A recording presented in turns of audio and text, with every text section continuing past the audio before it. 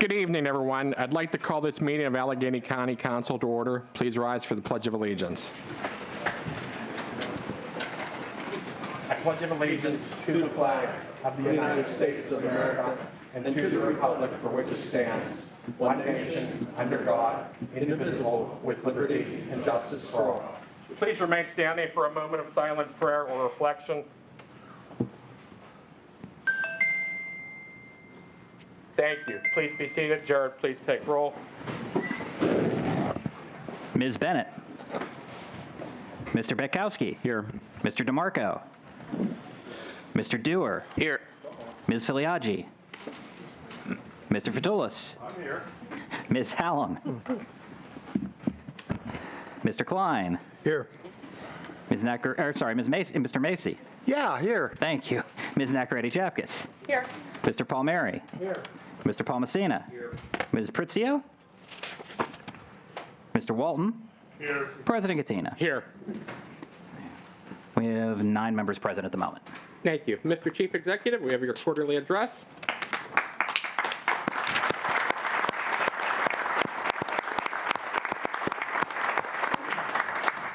Thank you, Mr. President and members of council. Giving my last address, brings a lot of emotion and a lot of nostalgia with me. As the last person who was elected in the new home rule form of government 24 years ago, the last one to leave, it comes with a lot of, again, a lot of nostalgia, a lot of emotion. 12 years I sat there in the seat you sit in, and now 12 years as executive.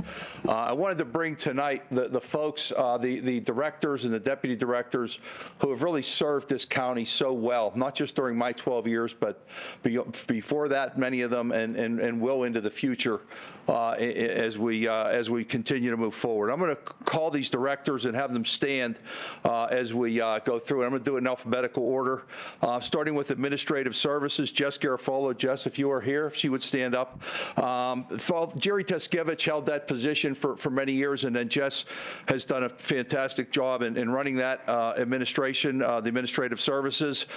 You may remember one of the very first things they had to deal with was a court-ordered reassessment when I first came into office, and they held nearly 20 town hall meetings helping people get through that very, very difficult process. They also established a marketing role for the county as we market the courthouse and our courtyard for special events, weddings, our parks, those type of things. They did a lot of work with the Veterans Administration, including the Rapid Rehousing Boot Camp, which was lauded by the White House a number of years ago for the work that they had done. And then obviously, last but not least, the elections.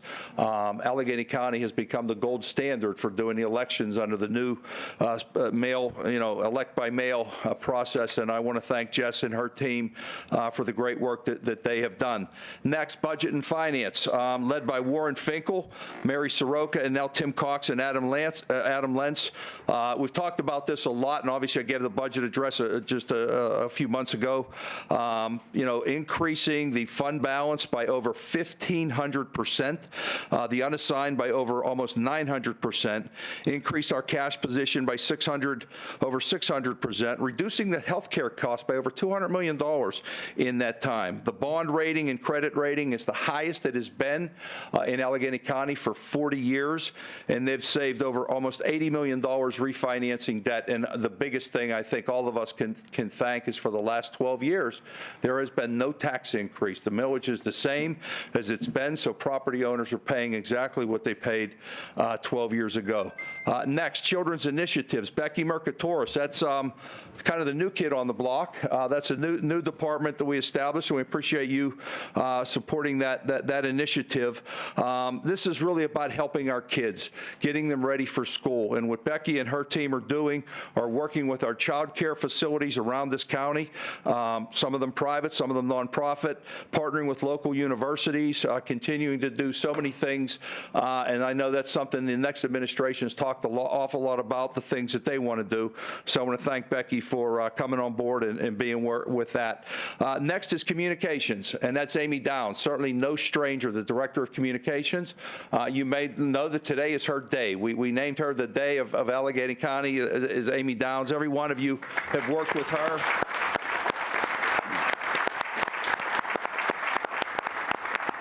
For the the last 12 years, you know, anytime anything happened, a road closing or some emergency, you know, Amy was always getting the word out about what was going on. Certainly elections again, and so many other things that we have dealt with. Next is community relations and special projects. Darla Cravata. Darla has been our voice out, working with all the municipal partners, working with Connect and ALOM and so many different groups, also building so many trails throughout Allegheny County, both within our parks and with all of our municipal partners. She was a big part of getting that final gap, the Great Allegheny Passage, that 150-mile trail that we go from Pittsburgh to D.C. Just a few years ago. Her work on sustainability, working with Sustainability Department, has also, you know, been critical. The county solicitor, Andy Zeffi, obviously now Judge Zeffi, not here. He started, and then George Janosko. I know George isn't here, but we can't say enough about the work, George, over 4 decades of serving this county in the county law department. Those that work in work in that stage know how important he is. And now Rosalind Guy McCorkle, if Rosalind, when you would stand up, certainly big shoes to fill, but the law department has really done a great job over these years, you know, keeping Allegheny County, you know, on the straight and narrow. Next, court records. Mike McGeever. I want to thank Mike and what he has done with electronic data exchanges, taking the Board of Viewer files that we provide to the AIU, partnership with our expungement clinics, and we'll talk about that in a little bit with the Public Defender's Office. Marriage licenses, now that people can get online. And then Mike also instituted that you can get your passports and license offices at night and weekends, so we can serve our folks better, that they don't just have to come 9 to 5 during the business day. Next, economic development. Simone McMeans, if Simone is here, if you'd stand up. We've had Dennis Davin, obviously became Secretary Davin, Bob Hurley, Lance Chimka, and now Simone. We talk about economic development a lot. It's been a prime part of my administration. Lowest unemployment we've had in 40 years. We have 40,000 unfilled jobs. We've seen neighborhoods that had been left behind, like East Liberty and Lawrenceville, Strip District, our airport corridor, some of our Mon Valley communities that are coming back. They've just done a tremendous job of helping to keep our young people. We know what we've done with the census. We've talked about that before, what they do with the vacant property program, working with housing. They've just done a tremendous job. Next, emergency services. Matt Brown. Those of you that work with Matt and the EOC and the 911 Center, texting the 911 is an initiative that they brought to bear a few years ago. The full merger of the 911 of all of our 130 municipalities that have come on board, and then anybody that's been, and I know many of you have toured the new 911 Center, that state-of-the-art facility that Matt helped bring on board and move into place. Swift Water, we're the first 1A certification in the state of Pennsylvania. They train over 5,000 Fire Academy students every year. Obviously, running the Emergency Operations Center when we have flooding and other catastrophes that happen, and the work, again, they do is something we can all be very proud of. Next, equity and inclusion. The former MBE, WBE program was formerly Ruth Bird Smith. Lisa Edmonds, if Lisa is here. Oh, there she's. Oh, I'm sorry, Lisa. You know, we renamed this to make sure we have a broader focus on the things that we do. The counseling sessions that Lisa and her team do help with certifications. We now have over 570 firms that are certified currently in this county, and they can become part of the contracting process, not just with the county, but with other municipalities, with the state, with our authorities as well, so that we can include so many firms that have been left behind historically that are now part of it, and what Lisa does is very helpful to make that happen. Next is facilities management. Was formerly Doug Nolfi was doing that. Mark Saunders. Mark, is Mark here? He retired. Okay, Mark did retire. I didn't know if his last day was last week, but anyway. That used to be under Public Works, and we broke that up. That was an initiative that Jen and Willie had recommended, and again, this body was willing to do that. And what we've seen with our facilities, really, again, breaking it away from Public Works was really helpful. They've helped with an awful lot of the reducing waste and utility, better management of our resources, going to sustainability with lighting and heating and water retention. Water usage has reduced. They were the ones that oversaw the roof replacement that we went through a couple years ago after 130 years. And again, the work that they've done in the family law center, courthouse renovation, renovations. Really, people have pride in our facilities, and they've done a tremendous job. Next, health. We started with Dr. Karen Hacker, who's now the director of the CDC down in Atlanta on chronic diseases. Next, we hired Dr. Deborah Bogan, who led us through the pandemic when Dr. Hacker had left, and now Patrick Dowd. Patrick, are you? And Patrick's done a fantastic job filling in as Dr. Bogan was named the Secretary of Health.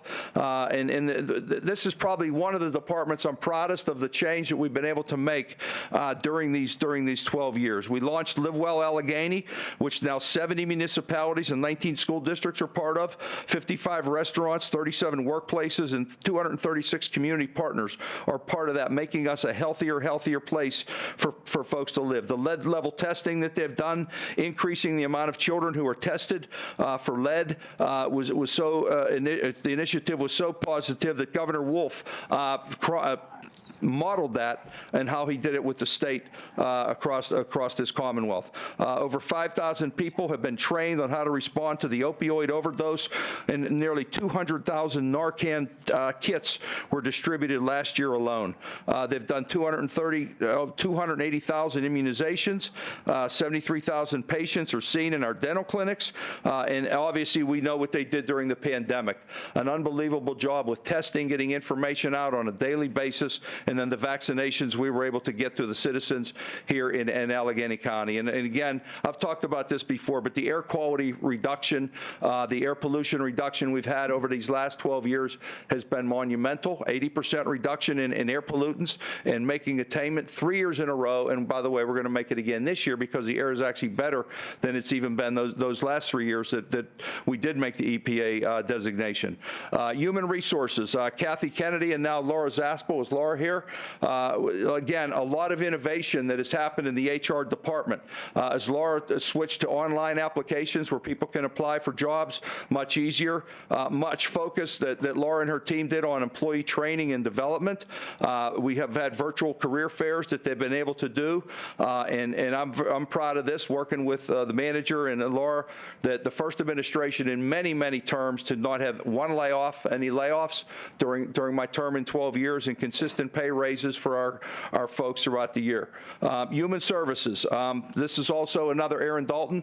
Aaron, if you'd rise. Mark Chernoff, obviously former DHS director, now Aaron, doing an unbelievable job as she deals with some of the most difficult positions and different problems and challenges that we have in this region. Nationally known for the analytics. Aaron was actually invited to speak at the National Board of County Executives a couple of years ago, talking about some of the groundbreaking things that we are doing with algorithms and analytics, with CYF, drug and alcohol, MHMR, our Department of Aging, and the great work, and obviously the homeless challenge that Aaron continues to work on with all of our partners. Next is information and technology. Jason Ditzenberger. Jason, our IT department, again, doesn't get a lot of credit because they just do the work, and they get it done. Before we had Joe Gavlik was here. Joe was, ran that division for a number of years, and now Jason, and we'd established this new department under this administration a couple of years ago. Again, thank you for the help that you've been able to do. They expanded the use of GIS, 23 map applications published just in the last year alone, and they also work on the election system, working on to ensure security and redundancy to make sure that our elections are fair and free, and make sure people are secure in what they do. Next is the jail, and we have Shane Dady, acting warden. Orlando Harper had been the warden for many years. He instituted a lot of great programs, particularly around job training, so that when people came out of jail, they could enter a job with the exit state certification, test for renovation, repair, serve, save, and more, providing naloxone provided upon release, along with the test strips for xylamine and xylazine, and fentanyl. The NCCH studies on suicide prevention has made a major improvement along those lines, and including the mortality rates that have continually come down over this last year. They're one of only 3 that are accredited in the state of Pennsylvania in partnership with AHN to provide medical care to our inmates. Kane Living Center, Dennis Biondo. We know what Dennis and his team have been able to do in a very difficult, changing environment when it comes to specialty care. They opened some specialty care units for memory care, dementia, psychiatric needs, substance abuse, and meet the needs of this region. Obviously, what happened during COVID, they were able to really do a great job in trying to protect our seniors, the most vulnerable part of our population. Some of the innovative partnerships and efforts to improve resident outcomes included rapid testing, isolation protocols, visitation rooms, telemedicine, and more, and others used that as a model for what they did. And people may not know that, but they are continually listed on Newsweek's list of America's best nursing homes in this country. So it's something that Dennis and his team can be very proud of. Medical examiner, Carl Williams. I don't know if Carl is here. He is? Mandy. Mandy? Yes, thank you. Dr. Williams has been the medical examiner throughout my entire administration. He was actually in a prior administration. The automated notification of death investigations to media, including updates in cause of death and cause and manner. Initiated family assistance improvement that provides more detailed information on cases tested, conducted, and included that. Continues to provide detailed and timely information on opioid and other substances. And Carl will be retiring. He announces retirement. He'll be retiring in February after many years of service. Next is Parks, Andy Beckley. This is probably, again, one of the things that your constituents come in contact with more. One of the things I'm probably proudest of in my 12 years is the improvements that Andy and his team have made in our county parks.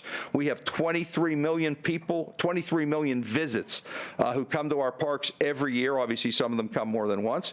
But what they've instituted when it comes to sustainability, rain gardens, the improvements of our shelters, our facilities, our skating rinks, the pools, the ski slopes, the golf courses, wedding pavilions, Heartwood stables, the facility upgrades, turning 2 of our parks into net zero, the trails, and again, just the quality of life that has been provided by the Parks system and the Parks Foundation. They've just done an unbelievably great job. They instituted a Park Rangers program that we never had before. Those Park Rangers have become rural ambassadors for people, particularly young people that want to learn about, some of the vegetation, the trees, the animals, the wildlife that live in our parks, and it's such a great asset that they've really taken it to the next level. Next is police. Chris Kearns, Superintendent Kearns. Formerly we had Charlie Moffett and Coleman McDonough. Chris has done a wonderful job and very helpful to all of our municipal partners who we work with. They created a CERT certification on a child abuse and response team, the unmanned aircraft system use, the body-worn cameras and other things that Chris and his team have instituted, again, been very instrumental in helping some of our other police departments. Public defender, we've had 3, and Elliot Housey being the first, and he's now Judge Housey, Matt Dugan the second, and now Laura McWilliams. Laura, is Laura here? If she would stand. We've seen a big reduction in our jail population since I've been in office. It was like 2,700. I think now it's about 1,500 or 1,600. A lot of it occurs because we have public defenders who are visiting right away to people who get incarcerated and don't have the ability to hire a lawyer. They also instituted Project Reset, in which they've done over 2,000 expungements for individuals, many of them who did not have the resources to be able to provide that expungement, that allowed people to get jobs and housing and other opportunities to improve their lives. Project Rehabilitated with over 200+ clients. They assisted with warrants cleared, the in-house continuing legal education, and a truly robust training and recruitment program that gets people from some of the best law schools across the country is something Laura and her team can be very proud of. Next, Public Works. We had Steve Johnson and now Steve Shanley, and with Steve, we've talked about this before. In the years that we've paved over 80 miles of road, which is a goal that we need to do according to the civil engineering standard, and Steve and his team have done that. I can't remember once months in which the county was criticized for our snow removal and ice removal during some of the severe winter storms we've had. His team's been out there and just gets on it. We talked also about the 72 bridges that when I came into office were poorly rated by the civil engineering standards. We're going to be down to 0 after the budget that you all folks passed. And then the final thing that's going to be happening that actually did happen on Light Up Night, and we're going to be doing more of it, is the Sisters Bridges lighting of the Clemente Bridge, the Warhol Bridge, and the Rachel Carson Bridge. And we're, after the 5 years of doing those sister bridges, on New Year's Eve, we're going to finally open the final bridge, the Roberto Clemente Bridge, and now all 3 bridges will be open for the public. The landslide portal work that Steve's done, just again and again, the great work that they've done. And last but not least, sustainability. We had Janine Zappa, Kathy Roboski, and Brittany Prishak. Is Brittany here? Under this administration, we've had 11% reduction in carbon emissions in our county facilities, a 20% reduction in water usage. We're the first government to sign on to the Green Building Challenge for our buildings to reduce carbon output by 50% by 2030. The electric gas-powered county fleet that we're moving along, 43 acres of parkland, which are now meadows. We planted over 12,000 trees in our parks throughout the system. Again, I talked about the 2 parks that are now net zero. The hazardous waste, hard to recycle program that we do with all our paper and other materials. Over 400,000 pounds of materials that otherwise would have gone to a landfill that we recycle, including over 600,000 pounds of cardboard, mixed paper, composting, and then last but not least, the hydropower plant that's being built on the Emsworth Lock and Dam that will allow us to get off of fossil fuels and powering our buildings that we do. And last but not least, and I didn't mention these folks, but I want to bring them up. I want to bring up my chief of staff and the county manager who's done such a great job over the first hire that I had. Jen Liptalk. Jen, would you please come up here? I want to. You know, those of you that are old Steeler fans, you may know when the Steelers turned things around about 50 years ago, their first draft choice was a guy by the name of Joe Green. Jennifer Liptak is my Joe Green. She doesn't look like Joe Green, and she doesn't throw but she, I may disagree with you. but she was. And when I got elected 12 years ago and was taking office, Jen was the first person. I'm sorry I stole him for county council, but she came across to work, and the administration that she has put together. And the second person I want to bring up is former county manager Willie McCain. Willie, I want to bring you up here. He didn't remember how to get to the gold room. We had to tell him because he's been gone for a couple of weeks. But, and then last but not least, Steve Pilarski. What these 3 people have done over these last 12 years, assembling that team that you see out there, and the pride that people have now in our parks and in our roads and in our elections, and again, in human services, I could go on and on. I can't tell you how lucky I am to have been the county executive, to have these folks who every day wake up. Sometimes I wake them up pretty early, and they get to work on behalf of the people of this county. And I cannot thank them enough for the work that they have done on behalf of the citizens of Allegheny County. So I would like you to give them the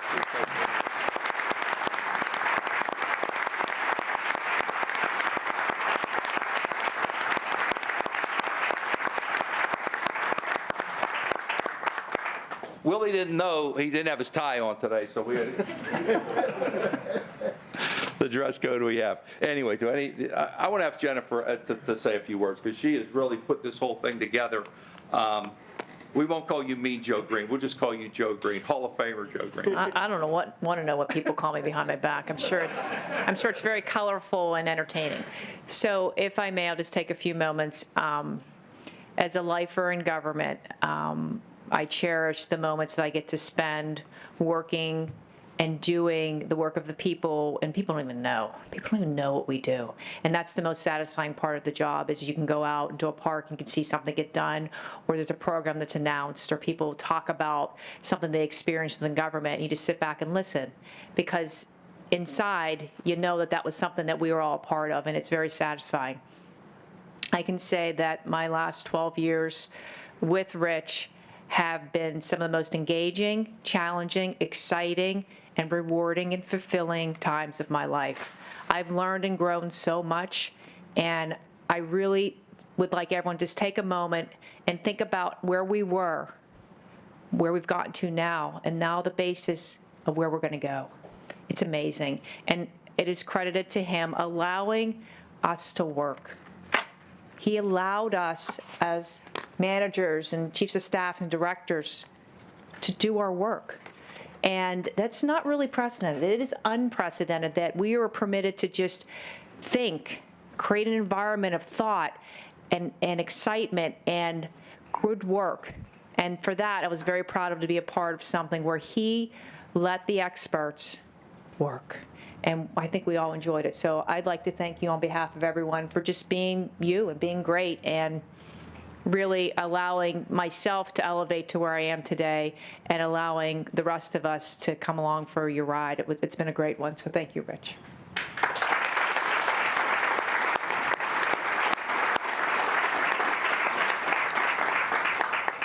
Open up to any questions any of you may have. Oh, questions. I'm going to sit down and get out of here. Mr. President, Councilman Walton? I don't have questions outgoing Executive Fitzgerald, but I want to offer up on a personal level platitudes and appreciation for the leadership that you provided. I've had the privilege of representing County Council District 10 for the last 8 years, and it has been a real honor. It has been a real opportunity to try to share with the folks that I represent how government works and how government can really work to solve problems. And I attribute a significant level, the overwhelming majority of that level of success in solving problems to you and the people that you put in office. And, you know, whether it was Woolley, Jen, and Steve, or Patrick Dowd, or Director Shanley, or Lisa, or Darla Carvana, the residents that I represent on a day-to-day basis have an improved quality of life as a result of the leadership and the openness with which you run the government.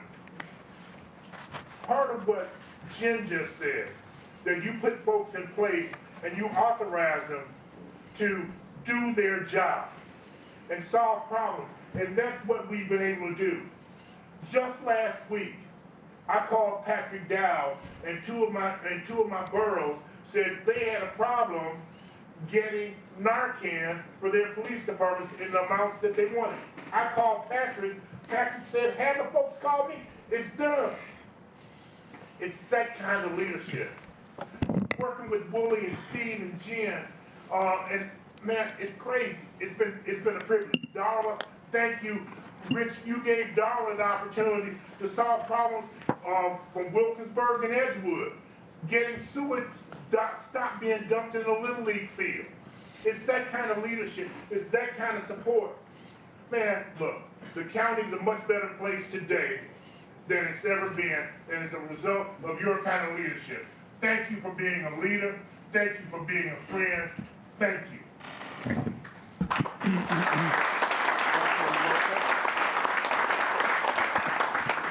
In this role as an at-large councilman on county council, this whole public service thing has been new to me, coming from the private sector, being in sales. But there are a number of things that happen over the course of your career that stick out. And one of the things that sticks out for me is you called me the day after I won the primary back in 2015. That's 7 months before I was going to be elected, but you called me, congratulated me, and we got together a week later for coffee. You told me that when you wake up every day, the first thought in your mind is how can you take and create jobs for the people of Allegheny County? And on that, we came to agree. In the entire time, the 8 years that I've served on county council, you have never failed to answer a phone call from me, a text message, or any of the questions that I've had. You've directed your staff to work with us. And as a member of the minority party here in Allegheny County and on county council. I can't tell you how much I appreciate that. While we've disagreed on some things over these 8 years, I believe you've always treated me and the people I represent with respect, and I think that that's something that the future administration and all administrations should emulate as we move forward. Rich, I can't thank you enough for the leadership you've shown Allegheny County, the friendship you've shown us, and your service to Allegheny County and all the people here on County Council. Thank you. Councilman Dewar. Hi, Rich. Hello. Councilman. Hello. As the resident young person here, as the resident I young used to be that 24 years ago, but we won't go there. Rich, when you took office, I was 16 years old. Thank you. You're welcome. And I say that because I hear you speak all the time about the work you have done, and I look out at this room and I know firsthand, having served on this body the past 4 years, the work that the people in this room have done to improve this county and to make it a place where young people want to come to move to and to stay. And I'm incredibly grateful to have been one of those young people. And when I for some godforsaken reason decided to run for this body 4 years ago as a 24-year-old, I will say very few people took me seriously because I was a 24-year-old running for county council. But one of the first people who I met with was you. We met and we sat down and talked about all of the things that you had done on county council, the work that you were working on as county executive during your first 2 terms, and the things at that time when you were running for your 3rd term, about the things you wanted to accomplish during these past 4 years. And during that meeting, Rich, the thing that you said to me then, and the thing that tonight has even more come to light, and anytime you've talked about any success this county's had, is you mentioned it as a team. This isn't you doing these things. This is the collective whole. And I echo the sentiments of Councilman Walton and Jen and Willie. It's putting these outstanding public servants in place and letting them do their job, which sounds easy, and then you get into government and you realize that it's often not. And I just want to say it has been, it's been a true pleasure and a true honor of my young career getting to work in partnership with you over these past 4 years. Same thing, we haven't always agreed, but we have done, I think, some really great things for this county, and it's been a true honor to me to be a very, very small part of that team. You've left this county in an infinitely better place, and I think at the end of the day, when you're an elected official, that's truthfully the only thing we can do, is we can leave something better than we found it, and you absolutely have done that with Allegheny County. So I hope you can go home, take a rest after this, and rest assured that you have done everything in your power to make this county a better place to live for everyone, and especially my generation. So thank you very much, County Executive. Thanks. You want to go? Yeah. I really don't have any comment right at this moment, but Rich, I want to let everybody here to know that Bob Macy, myself, and Sam will be doing a proclamation for Rich, and I'd like to have you all stay for the proclamation that we're going to give Rich. Thank you. Do we just want to move into that at this point? Let's just do the proclamation at this point. May I just say one word as well? I'm ready. 12883-23. Before proceeding, please let the record reflect that Ms. Bennett, Mr. DeMarco, Ms. Filiaggi, and Ms. Hallam are now with us. 12883-23, a proclamation recognizing and honoring County Executive Rich Fitzgerald for his contributions and successes in Allegheny County, sponsored by Councilmembers Katina, DeMarco, Betkowski, Filiaggi, Pritzio, Dewar, Palmieri, Fatulis, Nacarati, Chapkus, Macy, Walton, Klein, and Palmasina.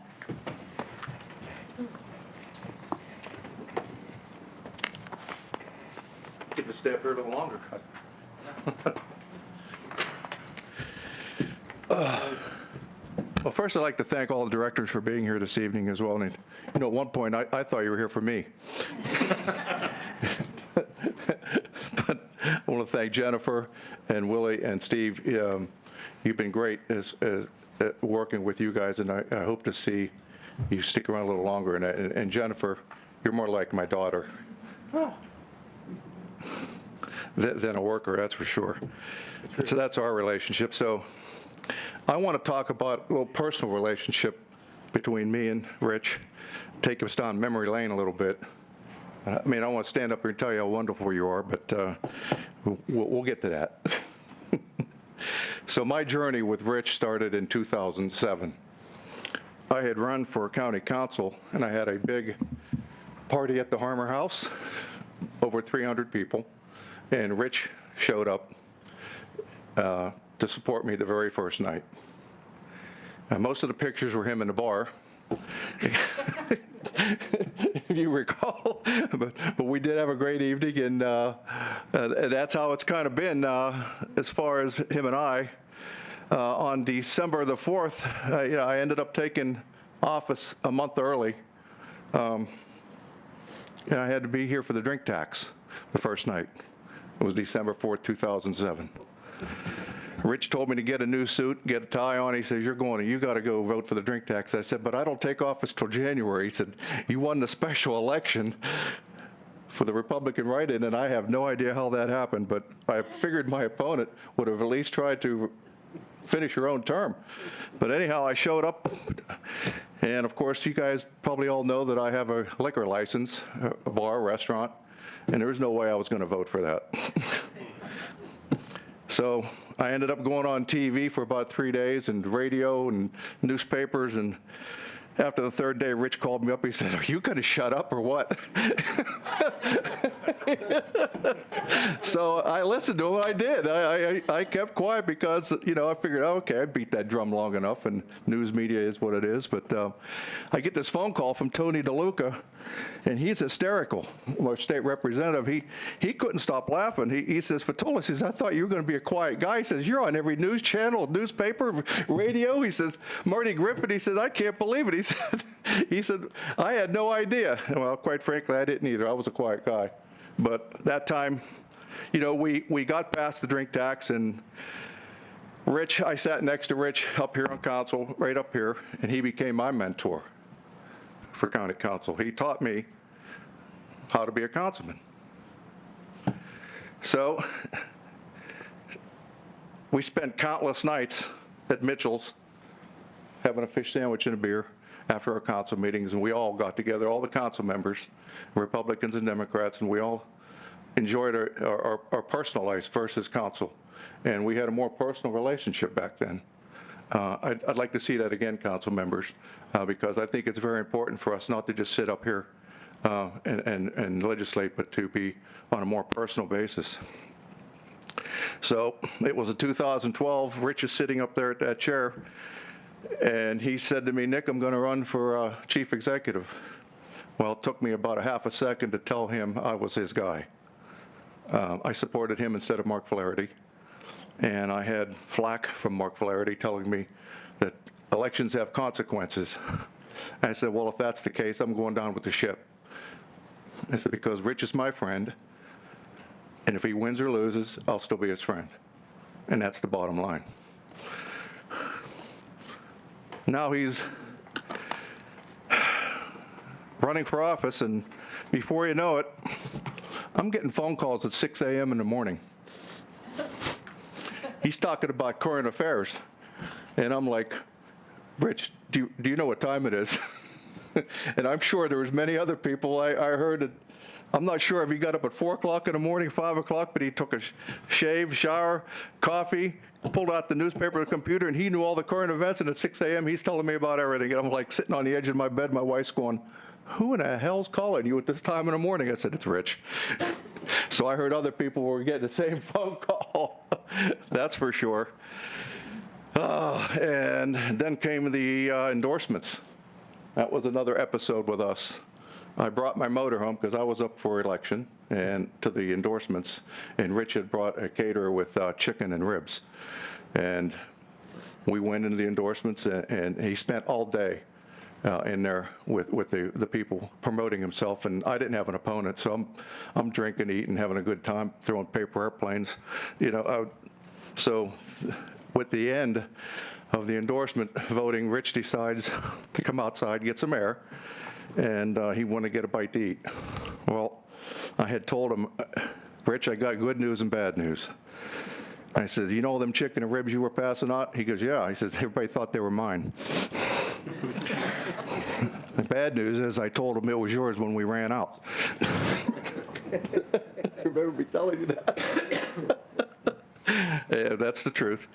Well, that evening I was standing next to you, Rich, when the announcement came down who won the endorsements. The numbers were so close, I didn't know who won. And a couple seconds later, you looked at me and said, I think I won. And it was like, what, 4 votes or something? Just 4 votes. Flaherty called it a virtual tie, but Rich's name appeared on the ballot as the endorsed candidate, and that was the bottom line. He worked very hard as the underdog.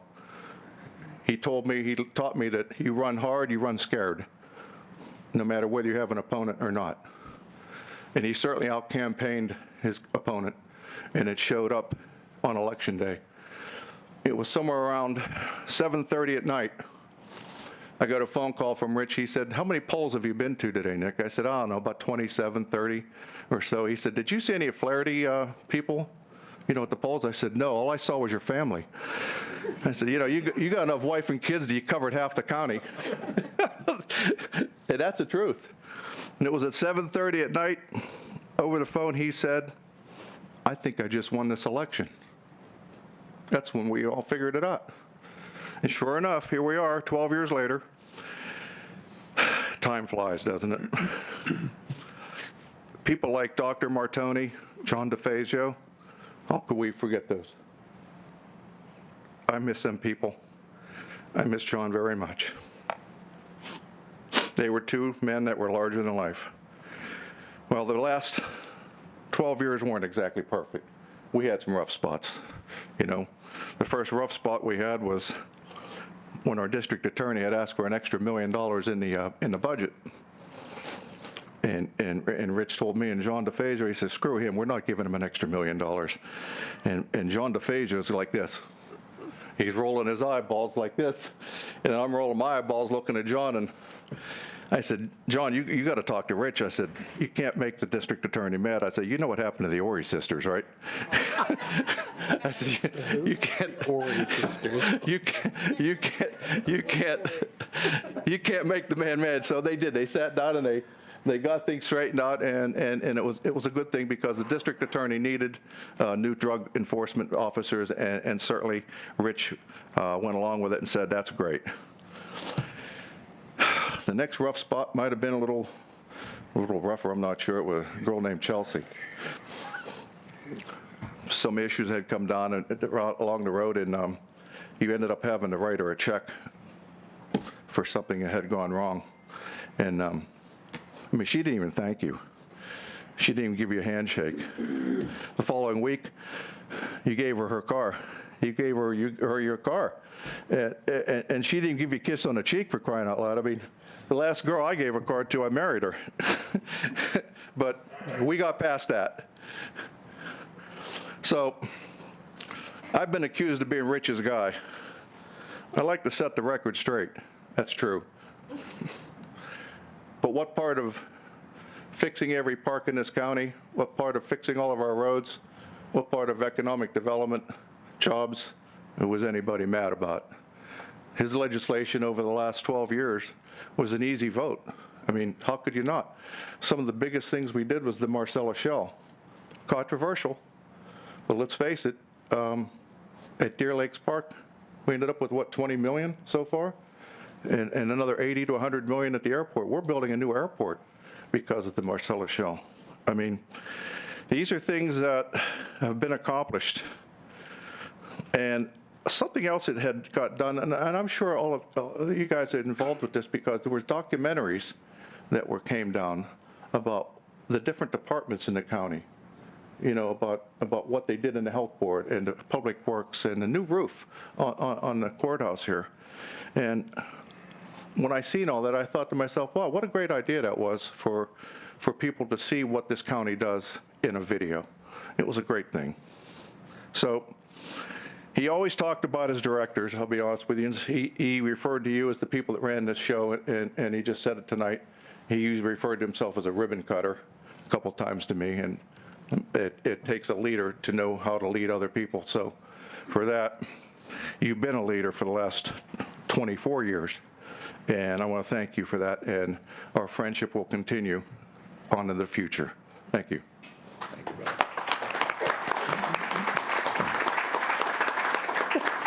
You're next. Are you done? No. Ah, man, my turn. Sure. I need some visual aids. I come on to county council in not a regular way. There was an individual who held that position in District 9, and he wanted to run for another office. At that particular time, you had to resign to run. From the time that I got here, Rich has always been a friend. But keep in mind, I didn't know politics from Adam. I come from the private sector. I came from the credit unions, the volunteers, the various different organizations that help others. And one of the things that resonated with me with the credit union movement is their motto was people helping people. And I've tried to maintain that. And one of the guys that I kind of followed and watched was Rich Fitzgerald, because Rich was a person who helps others. Now I have a little confession, and Rich is well aware of it. During his campaign, his first campaign for county executive, I supported another candidate. He was a little upset with me, but I had promised that person when I first got on county council that I would support him in any endeavor. So Rich and I we didn't fall apart.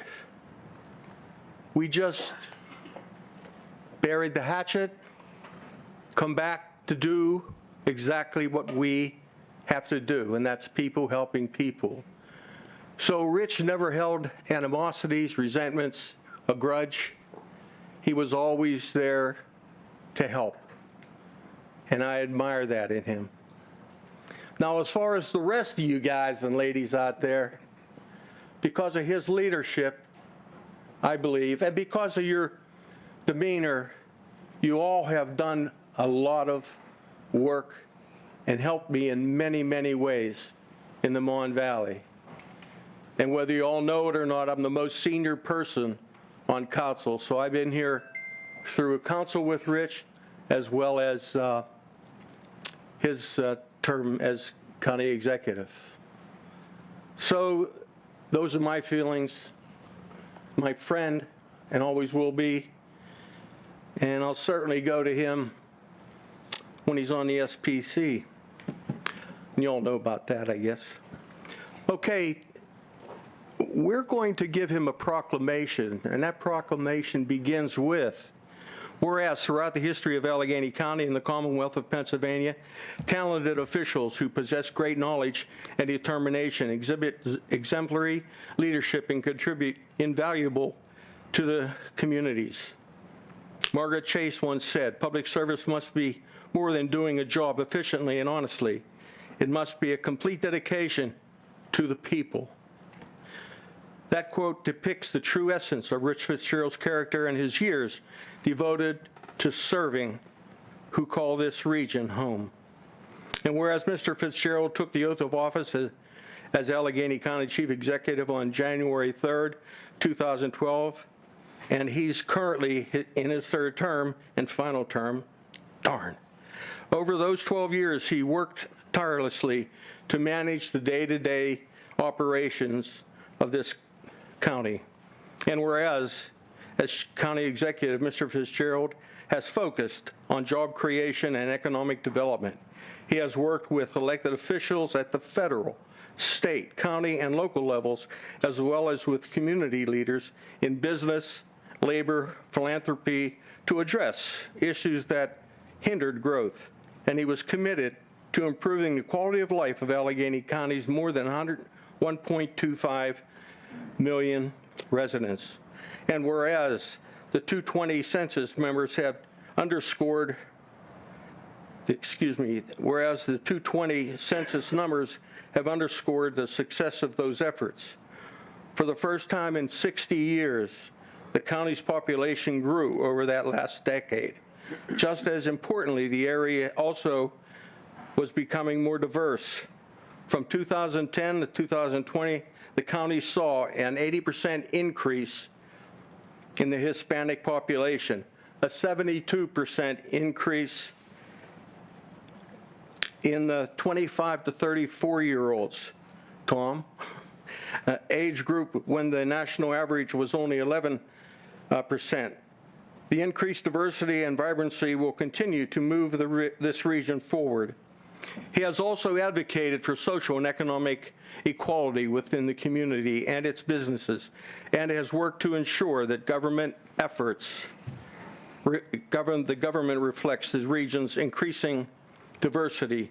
And whereas under Mr. Fitzgerald's leadership, sustainability became an important component of all the work being done. The county reduced its reliance on fossil fuels and continues moving towards using 100% renewable energy sources. He also committed to building capacity by investing in locally generated clean energy hydro facility on Ohio River. When it comes to air quality, the county planted over 8,000 trees in the last decade, saw an 80% increase in air pollutants, decrease in air pollutants monitored by the EPA, and has seen the county reach attainment over the last 3 years. And it continues to invest in alternative fuel vehicles and reduce building energy use.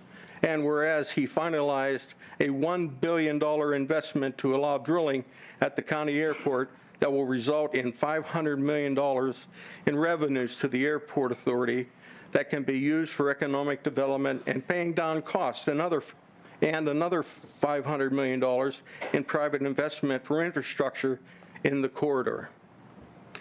The lease and the resulting revenues have provided the airport with the resources to be competitive in attracting airlines and other businesses to the region.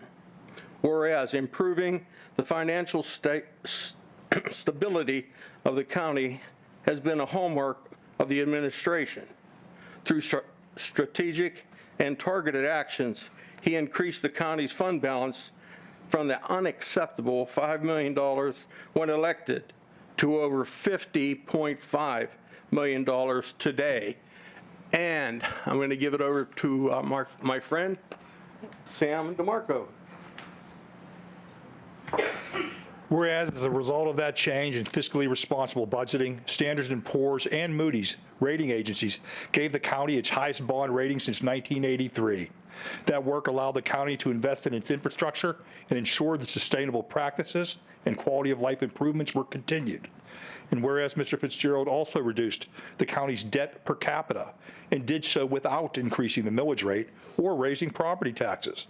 As a result of these investments, county property values increased 2.5 times, while taxes for the average homeowner remained the same over a 12-year span. And whereas along with his successes in expanding the use of technology to better serve the county's customers and the government itself, Mr. Fitzgerald included the use of launching Allegheny Alerts, a special needs registry, text to 911, online employment, and economic development applications, e-signatures, and mobile and online applications for county service requests, emergency services, park trails, complaint forms, and more. And whereas Mr. Fitzgerald is a graduate of Carnegie Mellon University, where he earned his bachelor's degree in mechanical engineering and a minor in business. After college, he left this area for a short time, but he didn't stay away for long. In 1982, Mr. Fitzgerald returned to Pittsburgh and founded a water treatment services and equipment company. He also married his college sweetheart, Kathy, and bought a home in Squirrel Hill, where he still resides. He and Kathy, a pharmacist, have 8 children, 6 girls and 2 boys. Whereas in addition to statutory board appointments and memberships, Mr. Fitzgerald is also a member of the board of the County Executives of America, the Remake Learning Council, and is part of the National Association of County Officials Large Urban County Caucus. And whereas Mr. Fitzgerald is delighted in the county's progress under his leadership, but he would be the first to deflect credit. He believes achievement comes when we work together for the greater good of the county, and he says collaboration has been the secret sauce to solving the region's toughest problems. To that end, he focused daily on forming strong partnerships with elected officials at the federal, state, county, and local levels, as well as with community leaders in business, labor, and philanthropy. Now, therefore, be resolved that we, Allegheny County Council members Patrick Katina, Sam DeMarco, Jack Betkowski, Suzanne Filiaggi, Anita Prizio, Tom Dewar, John Palmieri, Nicholas Vitolis, Michelle Nacarati-Chapkus, Bob Macy, DeWitt Walton, Paul Klein, Robert Palmasina, and on behalf of the citizens of Allegheny County, hereby recognizes and honors Rich Fitzgerald for his contributions and successes to Allegheny County and to the enhancement of the well-being of the county's citizens. We thank him for his hard work and dedication to serving the people of Allegheny County. This council wishes him the very best in his next endeavor.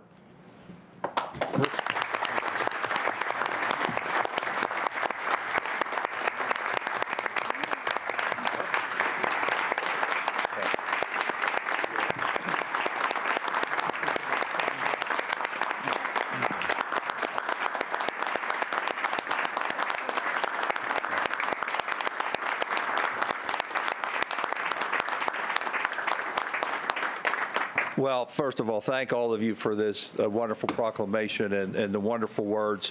I want to mention one other thing, and I forgot. Joanne Forster. Is Joanne here? Please.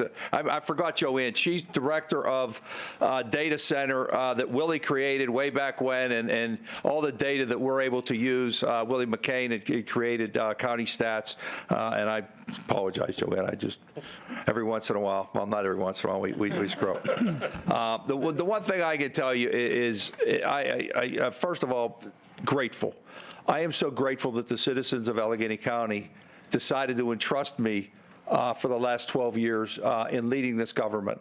And I like to think, with all those folks out there and some that weren't here tonight, we have created something that's better, a better place for jobs, a better place for quality of life, public safety, environment, again and again. And it really is the teamwork that we've been able to do, bringing people together, young and old, you know, working together. And it really, you know, when I ran, the speech I would give was about keeping our young people. It always frustrated me that watching the Steelers on the road, that half of the fans would be Steeler fans. I mean, I'm glad we got fans everywhere, don't get me wrong, but the announcers would always get this wrong. They would say, don't those Pittsburghers travel well? No, those Pittsburghers left in the 80s and 90s and early 2000s because the mills closed and the jobs went away. And people were resigned to the fact that when their youngsters grew up and graduated from school, they were going to leave. They were going to go somewhere else. And too many grandparents didn't get to watch their grandchildren school play or play a sport or whatever it might be. And we've turned that around. We've changed that. We have opportunities now for young people, and it's all of you that helped make that happen. So I thank you from the bottom of my heart for these 12 years and the 12 years before that. It's been a labor of love for 24 years to serve in this government. And in my next endeavor, I look forward to working with all of you again. Thank you.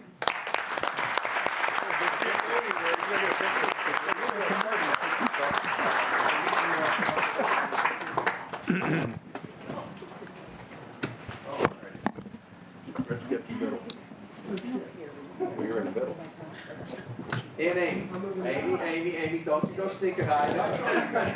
Where's Amy? Where's the tab? So my first two hires were Joe Green.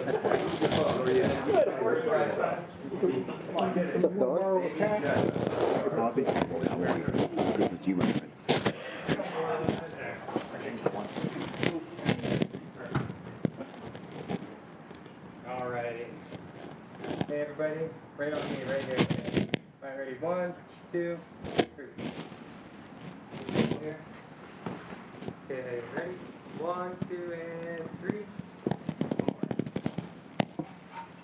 Ready? 1, 2, 3. Okay.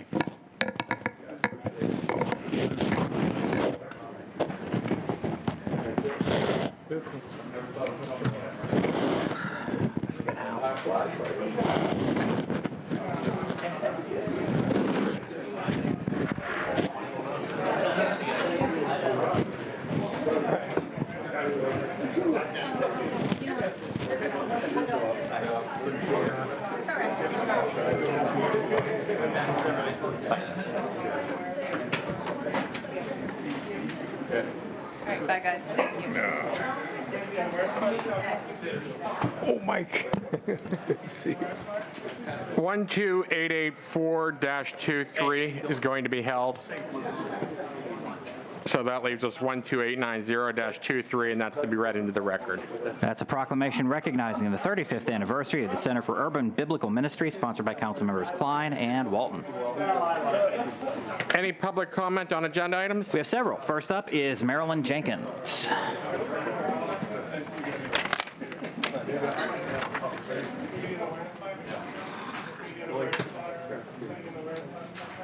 Hi, buddy. Hey. I wanted to say, Hello. It's been a while since I was at a council meeting, and certainly not under these circumstances, but Ran into, right? I know, really.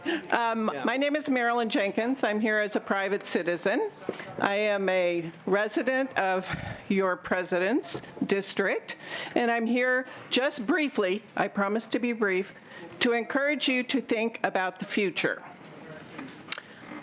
I think that what you heard from Rich Fitzgerald was that leaders, good leaders, do not only do the right thing now, they lay a foundation for the future so that in the future, new leaders can also do the right thing.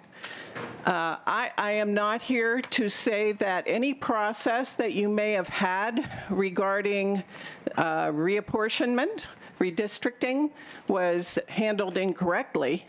I'm only here to encourage you to think about how to safeguard the future so that it doesn't go awry.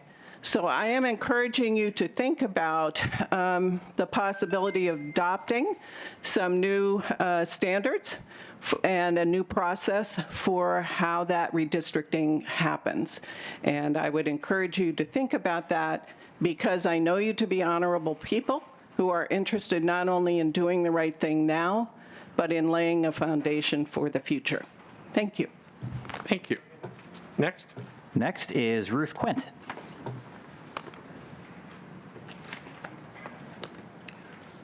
Hi, I'm here speaking on behalf of the League of Women Voters of Greater Pittsburgh. The League of Women Voters has made redistricting reform a major policy priority in recent years. The National League of Women Voters introduced people-powered fair maps as a project a few years ago, and at the state level, Fair Districts PA is a project of the League of Women Voters of Pennsylvania. Today, I am here representing the League of Women Voters of Greater Pittsburgh to advocate for the passage of County Bill 12534-22, which would codify a standard process for reapportioning Allegheny County Council districts following a census year. The current administrative code leaves the county council map drawing process to be determined by the county council president, and the team appointed can be made up of members who have a clear stake in the determination of district boundaries. With elected officials drawing their own districts, there are always incentives to gerrymander and to use boundary lines to squeeze out a rival or protect an ally. The current code leaves the door wide open for this type of political maneuvering at the county level. The proposed bill would codify a consistent procedure in each redistricting cycle and would assign the drawing of maps to a commission appointed by the county council and made up of individuals with no ties to Allegheny County government officials. Each political party represented on council would be able to appoint members to represent their own party interest. And although the county council would retain the final authority to approve or reject the maps, these reforms would introduce important guardrails and transparency to the process.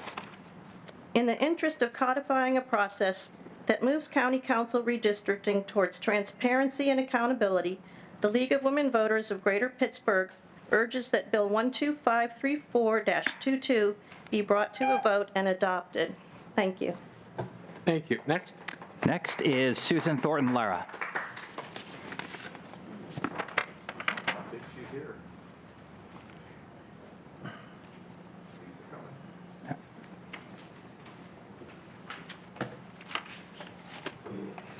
Hello, my name is Susan Thornton Lara, and I'm a resident of Allegheny County and have been a resident my entire life.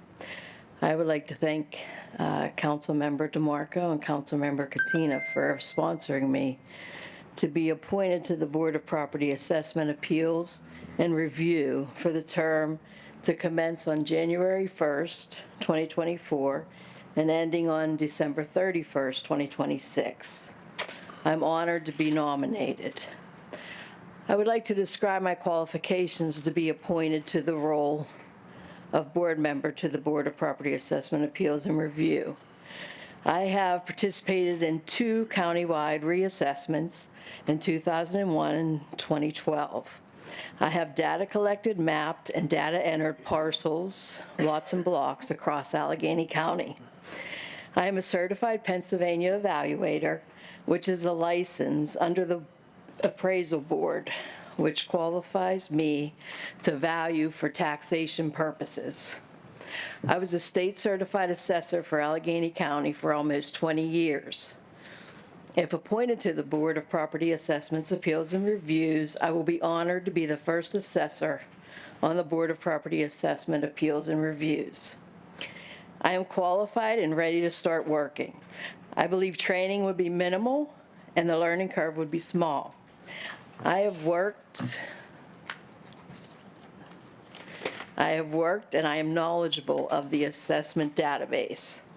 My knowledge gives me the ability to expedite appeal results. My interest on serving on the Board of Property Assessment, Appeals, and Review is to assist in making assessments fair and equitable.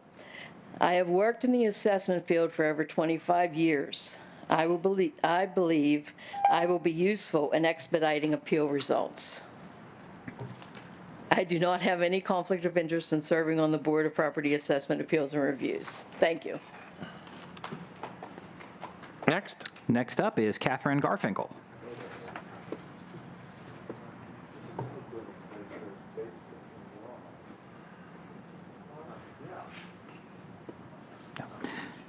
Next up would be Elaine Kramer.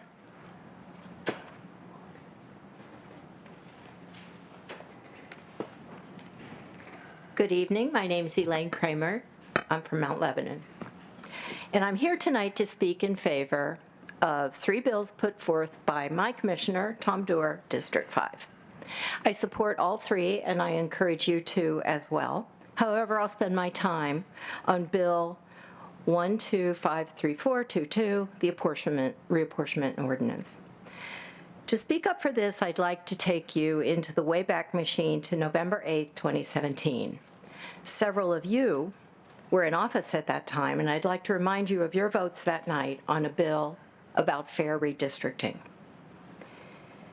Bill 10391, 17 was supported by Commissioner Klein. I spoke in favor of that bill that night 6 years ago and watched you pass it. That county council bill encouraged the state legislature to move 2 bills that had been blocked in committee for a very long time, and to give those bills a full public hearing, bring them to the floor in Harrisburg. Those 2 bills supported a process of fair redistricting for congressional and state legislative races throughout Pennsylvania. This body saw the importance of pressing our state legislature to support a crucial issue important to every voter in the state. And you recognized the importance of fair redistricting. I'm looking now especially at Commissioners Katina, Macy, Palmieri, and Walton. Along with Mr. Klein and others no longer in office, you voted yes in 2017. You supported fair redistricting. I trust that you will be consistent tonight in your support for this crucial building block of good government when it comes to your own body, County Council. I ask you to vote in favor of Mr. Dewar's bill to provide Allegheny County with a uniform process for drawing council districts. Fair apportionment, fair districts is still, as in 2017, fundamental to enabling citizens to have an equal voice at the ballot box. Thank you in advance for saying yes. Next. Last up is Michelle Feingold. Not here. Nope. And that's it. All right, moving right along. Approval of minutes, 12885-23. A motion to approve the minutes of the November 14th, 2023 regular meeting of council. Motion to approve. Motion has been made and seconded. Any discussion? Hearing none, all those in favor signify by saying aye. Aye. All those opposed? Motion carries. 12886-23, excuse me. A motion to approve the minutes of the November 28th, 2023 regular meeting of council. Make a motion to approve. Second. Motion has been made and seconded. Any discussion? Hearing none, all those in favor signify by saying aye. Aye. All those opposed? Motion carries. 12887-23. A motion to approve the minutes of the December 5th, 2023 regular meeting of council. Motion approved. Second. Motion has been made and seconded. Any discussion? Hearing none, all those in favor signify by saying aye. Aye. All those opposed? Motion carries. Presentation of appointments, 12882-23. Approving the appointment of Susan Thornton Lara to the Board of Property Assessment Appeals and Review for a term to commence on January 1st, 2024 and end on December 31st, 2026, sponsored by Councilmembers DeMarco and Katina. Mr. President? Go ahead, I'd like to make a Councilmember DeMarco. point of personal privilege here. As we all know, the Board of Assessments has a backlog of thousands and thousands of assessment appeals that need to be heard.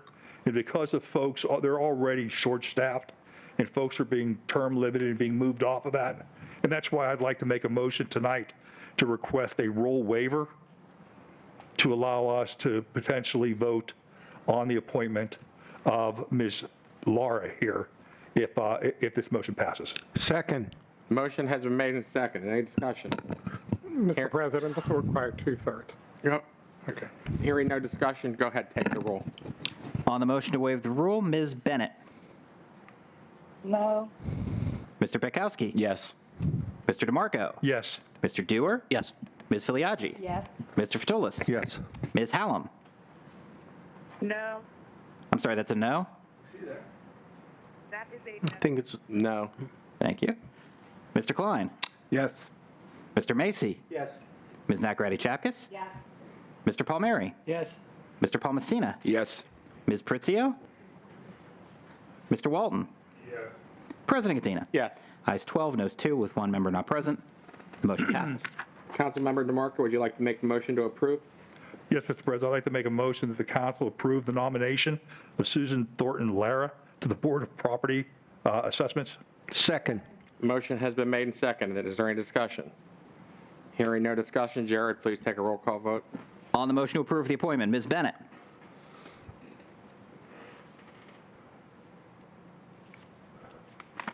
Ms. Bennett? Mr. Bekowski? Yes. Mr. DeMarco? Yes. Mr. Dewar? Yes. Ms. Filiaggi? Yes. Mr. Fatulis? Yes. Ms. Hallam?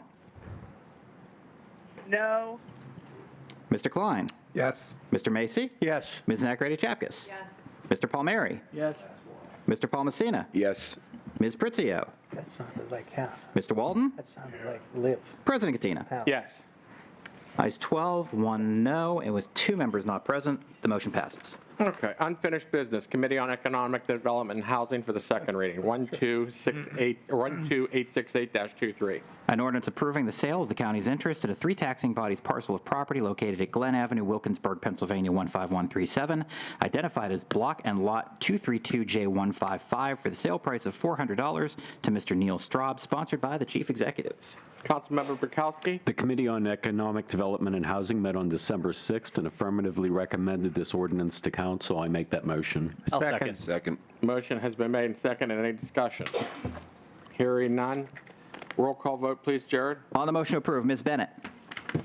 Yes. Mr. Bekowski. Yes. Mr. DeMarco. Yes. Mr. Dewar. Yes. Ms. Filiaggi. Yes. Mr. Fatulis. Yes. Ms. Hallam. Yes. Mr. Klein. Yes. Mr. Macy. Yes. Ms. Nacarati-Chapkus. Yes. Mr. Palmieri, Yes. Mr. Palmasina, Yes. Ms. Pritzio, Mr. Walton, Yes. President Katina. Yes. Ayes 14, no zero, with one member not present. The bill passes.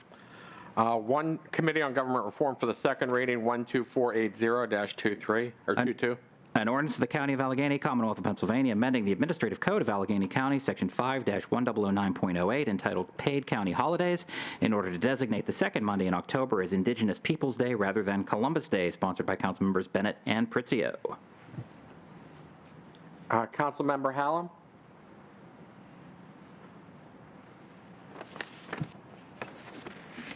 Thank you so much. Give me 1 second here. All right, the Committee on Government Reform met, and we sent this bill forward with a neutral recommendation. I would like to make a motion to approve. Second. Oh, sorry, I'm sorry. We sent this one forward with an affirmative recommendation. I'd like to make a motion to approve. Ask for a second. Motion has been made and seconded. Councilmember Nakaradi-Chapkus, did you want to make? I understand that I don't have the votes for the amendment this evening, but during discussion, I would just like to make a comment. Okay, very good. So the amendment's pulled then. So at this point in time, the motion's been made and seconded, so we'll have discussion on the main bill. So is there any discussion? Councilman DeMarco? Yeah, thank you, Mr. President. It disturbs me that this council, instead of focusing on the real problems that the people in the county have, such as homelessness, crime, affordable housing, and things of that nature, is taking up, something from the woke corner of the crowd here, which is trying to strip away Columbus Day from the Italian Americans here. Columbus, for those who don't know, many people think that Columbus Day was set up solely to honor Christopher Columbus, but really, Columbus Day was created by President Harrison back in 1892 to recognize the Italian Americans and their contribution to this country and the ingenuity that they put forth in helping build this country. It came in the wake of the largest mass lynching in the history of the United States of America. Many ethnic groups in this country in the past have suffered from mistreatment and discrimination, and Italian Americans were one of them.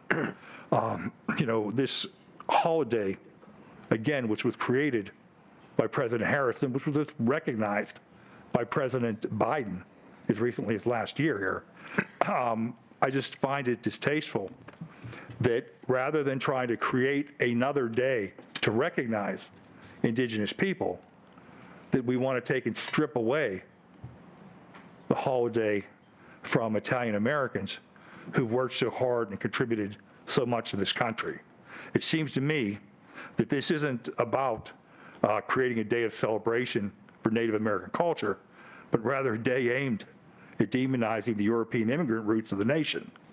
We would recommend, or I would recommend, finding another calendar day to celebrate Native American culture. And I'd also like to add that I here on this council voted to support the creation of Juneteenth as a holiday here in recognition of the contributions of African Americans in this country here. And that was because I felt that that was a culture that needed to be recognized and rewarded with their holiday. And now I'm disturbed to see folks trying to strip away that same right from Italian Americans. Thank you, Mr. President. Thank you. Councilmember Nakaradi-Chapkus? Thank you, President Katina. I agree that a day observing those whose land we occupy and who were the original caretakers of this land that we call home is appropriate and long overdue. And generally, that has been found in the month of November. Pittsburgh occupies the ancestral land of the Seneca, the Adena culture, the Hopewell culture, and the Monongahela peoples, who were later joined by refugees of other tribes, including the Delaware, Shawnee, Mingo, and Haudenosaunee. I hope I pronounced that correctly. And I think it's important to recognize those, the ancestral lands that we all reside on here today. So Complementary to that, I was putting forth a proposal not to lose the recognition of the Italian-American heritage that many celebrate on what has known as Columbus Day, rather than paying homage to a particular individual. So the amendment that I had set forth that I withdrew celebrated both the Native Americans, the indigenous population, as well as those who have traditionally celebrated the Italian heritage on this particular day.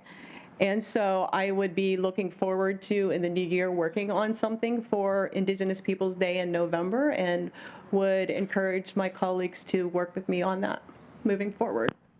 Thank you. Anyone else this evening? I will. Councilman Walton? Okay, thank you. Look, I applaud my colleague, Ms. Chapkus, for recognizing the need and to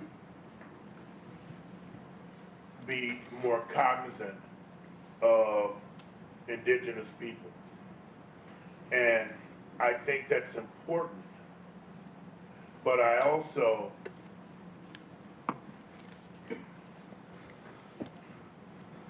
struggle with the desire to take away from recognizing the value and the history of this nation. I think we as a culture are better built by addition as opposed to subtraction. And efforts that are put forth to build on growing collaborative efforts, we're all better served. And as a result, I find it troubling to support this change. Thank you. Council member? Thank you, President Katina. And thank you, Councilwoman Michelle Nakaradi Chapkus, for thinking outside the box and at least trying to find some good out of this situation that we do know exists, that the indigenous people have perhaps not had the celebration that they do deserve for us occupying their land, no question. But I want to thank you for taking time to formulate that amendment. I'm sorry that it isn't going forward, and I was looking forward to working with you on that. And I thank everyone else who has spoken. I am an Italian American. I am a third-generation Italian American. I've heard that some people have other generations in their lives. We have a lot of Italians on council. We have a lot of Italians in government. I know growing up, and I'm sure you're going to take some heat at the Seven Fishes dinner on Christmas Eve, because that's our big time to be together. And some people have their Thanksgivings where they have to face their relatives. Well, for Italians, it's the Seven Fishes Christmas Eve dinner. And your grandpap is chirping in your ear about what you've been doing and what you did to stop this, mine as well. But there's a lot of Italian Americans in Allegheny County. In fact, Pennsylvania has the third largest by population Italian Americans living within its borders. And Allegheny County, in counties in the United States, has the 7th largest population of all the counties in the United States. We have a proud heritage. And I know growing up as an Italian, whether it was Columbus for Columbus Day, and we were given our history lesson in a different way than they're seeing that today, than we are being given today, and what we actually know today. But that was the lesson we learned. And in my house, everybody who invented anything, the most important things, they were Italian. Alexander Graham Bell didn't invent the telephone. It was Antonio Meucci. Lee Iacocca should have been president. I mean, that's our heritage. So we are very proud, and I, too, am sorry that this council sees the need to take from one to give to another. That is not a celebration. That is, as Councilman DeMarco said, a demonization and, again, a polarization. So I ask members of council, and I pledge to work with you, Councilwoman Michelle Nakaradi Chapkus, to develop a day in November to recognize and honor Indigenous people, and I am encouraging every other member on council to work with us to make this a day of celebration for them. And we will work on the name for the October celebration that is appropriate. But that is my wish, and I will be voting no on this for those reasons. Thank you. Councilman Dewar? Hello. Last time y'all get to hear from me. Today? Not today, certainly not today. So coming into the night, I was going to support this bill, and I was going to support it regardless of whether Councilmember Nakaradi-Chapkus's amendment passed or not. But because I feel that there is still further discussion to do on this specific piece of legislation, at least from one of the members, especially because the government reform meeting for which this was voted out of committee in was scheduled functionally after the 48-hour amendment rule would have been in place. So Councilwoman Nakaradi-Chapkus wouldn't even had a chance to present this amendment at that committee meeting either. I believe that this council deserves further deliberation on this topic and should respect the will of the other council members, especially those whom this is clearly a personal issue to have further discussion on this. So because of that, I will be a no simply on a procedural matter and hope that the council can return to this issue next year and give this further time and discussion in government reform and have the ability for all council members to present any potential amendments or changes to the bill as necessary. So thank you, Mr. Katina. Thank you.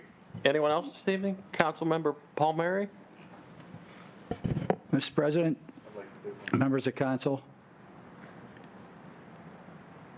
I'm going to pledge to you right now, I'll help you work on that new bill come next year.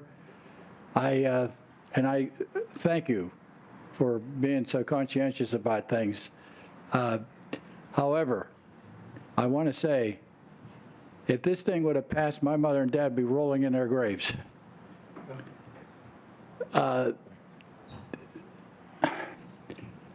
Like some other Italian members of council here, I grew up in a culture. The seven fishes, that wasn't a stranger to me, believe me. The kids didn't like all that fishing, especially when we told them it was calamari, was squid. Oh, geez, that ended that. So we had to substitute a few different things at times. But nevertheless, I'm very proud to have been able to serve the people of District 6, all the people, but especially the Italian people that have voted for me time after time after time. I'm very appreciative of their support, and I'm going to be a no also on this issue. Thank you very much, Mr. President. You're welcome. Councilmember Futulis?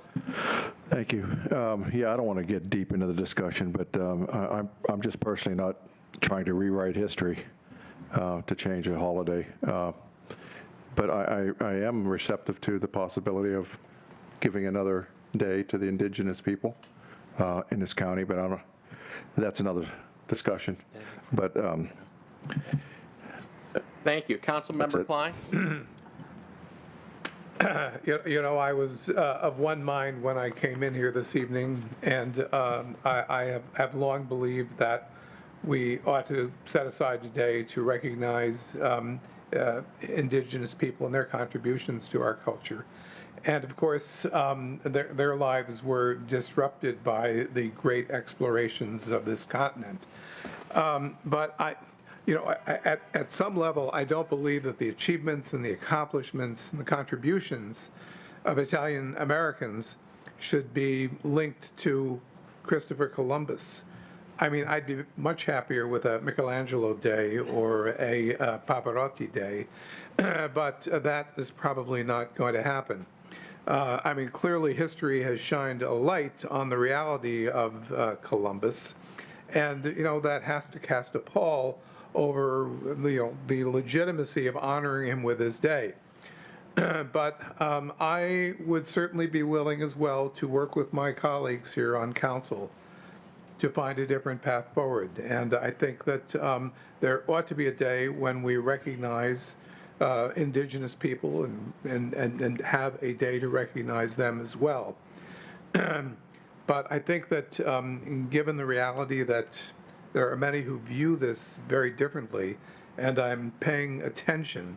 I would like more time to contemplate this, and will not be on board with it tonight. Thank you. Anyone else this evening? Yes, Council. Go ahead. President? Go ahead.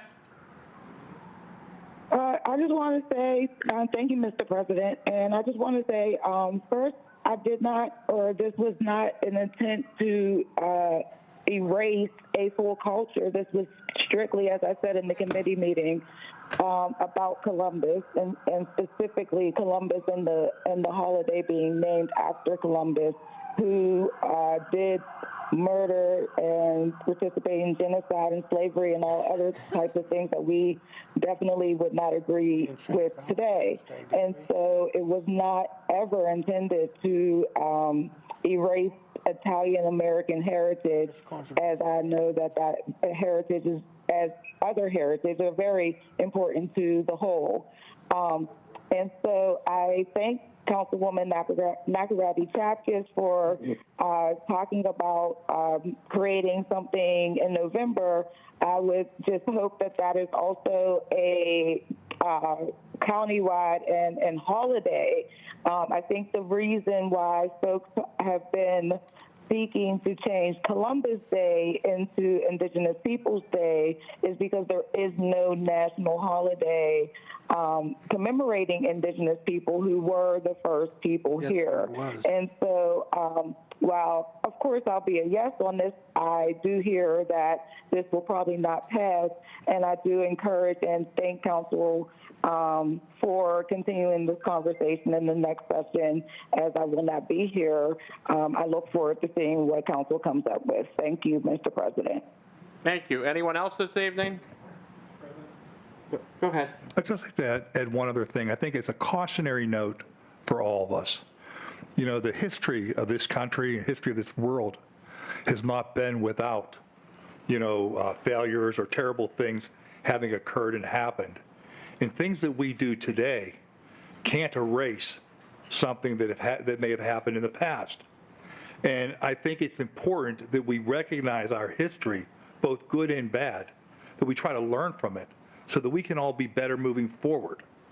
But I think when we try to project 21st century values upon a 15th century explorer, we run into problems and things of that nature. So I appreciate the opportunity to be heard.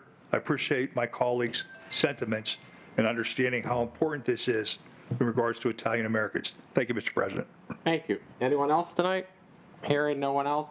Jared, the other thing I'm going to say is that I think you got your marching orders, and I think you'll have a lot of co-sponsors for working on the next, whatever it is for Indigenous Peoples Day, whatever we come up with. So thank you. Go ahead and take the roll call vote. On the motion to approve, Ms. Bennett. Yes. Mr. Betkowski. No. Mr. DeMarco. No. Mr. Dewar. No. Ms. Filiaggi. No. Mr. Fatulis. No. Ms. Hallam. Yes. Mr. Klein. No. Mr. Macy. No. Ms. Nakaradi-Chapkus. No. Mr. Palmieri. No. Mr. Palmesina. No. Ms. Pritzio. Mr. Walton. No. President Katina. No. Ayes yes, noes 12, with one member not present. The bill fails. 12534-22. An ordinance of the County of Allegheny, Commonwealth of Pennsylvania, amending the Administrative Code of Allegheny County, Article 301, entitled County Council, Section 5-301.03, entitled County Council Districts, in order to provide a uniform process for reapportionment of council districts within Allegheny County, sponsored by council members Dewar, Filiaggi, and I believe Mr. Klein wanted to be added to this as well. Thank you. Council Member Hallam?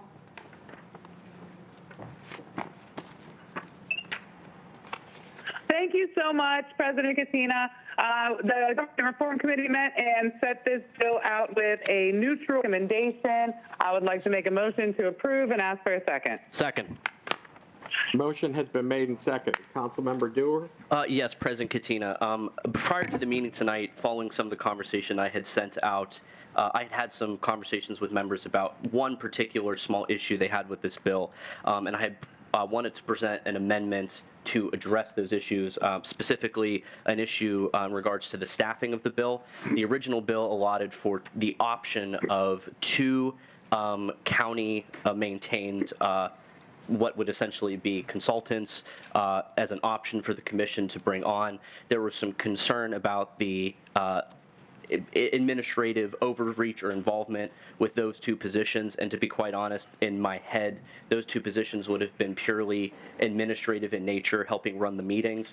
Following discussions with President Katina, Councilmember Bukowski, who really were adamant about those issues, I stripped that out of the bill in this amendment and put forward compromise that would allow because this is a county council process, our staff to help with the running of the meetings as I intended for those two folks to do, but still be insulated from the actual helping of crafting of the map itself, which was very important from the experts that I spoke with, insulating staff from that process. So because that amendment was introduced past the 48-hour deadline, we're going to need to waive that. But as the primary sponsor of this bill, having spoken with pretty much every single member about this, I would urge my colleagues to both support the bill, but also this amendment as the prime sponsor of the bill. I think it doesn't affect the bill's goals at all, and I think it actually makes it a little bit better in making sure that this is a county council-led effort from top to bottom, not involving the administration. So I would like to move to adopt Amendment Doer 1. Or just, what do I do here? I would waive the 48-hour rule I would like to first. move to waive the 48-hour rule to consider this amendment. Motion has been made and second. Is there any discussion on waiving the rule? Hearing none, Jared, please take roll. On the motion to waive the 48-hour rule, Ms. Bennett? No. Mr. Bekowski? Yes. Mr. DeMarco? Yes. Mr. Dewar? Yes. Ms. Filiaggi? Yes. Mr. Fatulis? Yes. I'm sorry, that's a yes? Yes. Thank you. Ms. Hallam? Yes. Mr. Klein? Yes. Mr. Macy? Yes, please. Ms. Nacarati-Chapkus? Yes. Mr. Palmieri? Yes. Mr. Paul Messina? Yes. Mrs. Pritzio? Mr. Walton? Yes. President Katina? Yes. Ayes 13, noes 1, with one member not present. The motion to waive the 48-hour rule passes. And I would like to make a motion to adopt this amendment into Bill number 12534-22. And I also would like to thank President Katina, Councilmember Bukowski for discussing this with me, and I'm glad we were able to find a semblance of compromise here on this particular issue with the bill. So thank you very much. Oh, thank you. Motion has been made and seconded. I'll give you a second to see what the changes were. It is, I will point them out, it is page number 7 and 6 and 7. It's the staffing section. As you can see, any mention of the two services of the agents have been stripped out. The only portions left in there is that the county shall provide space for the commission to operate, and that county council staff will be helped with ministerial functions, including but not limiting to meeting notice publication, meeting recording, remote attendance by commission members, streaming or otherwise broadcasting commission meetings to the public. That is the only changes that happened in this bill, in this amendment. Any discussion? I'd like to be added as a co-sponsor, please. Okay. Any discussion? No discussion. Let's take a vote then. On the motion to amend, Ms. Bennett? Yes.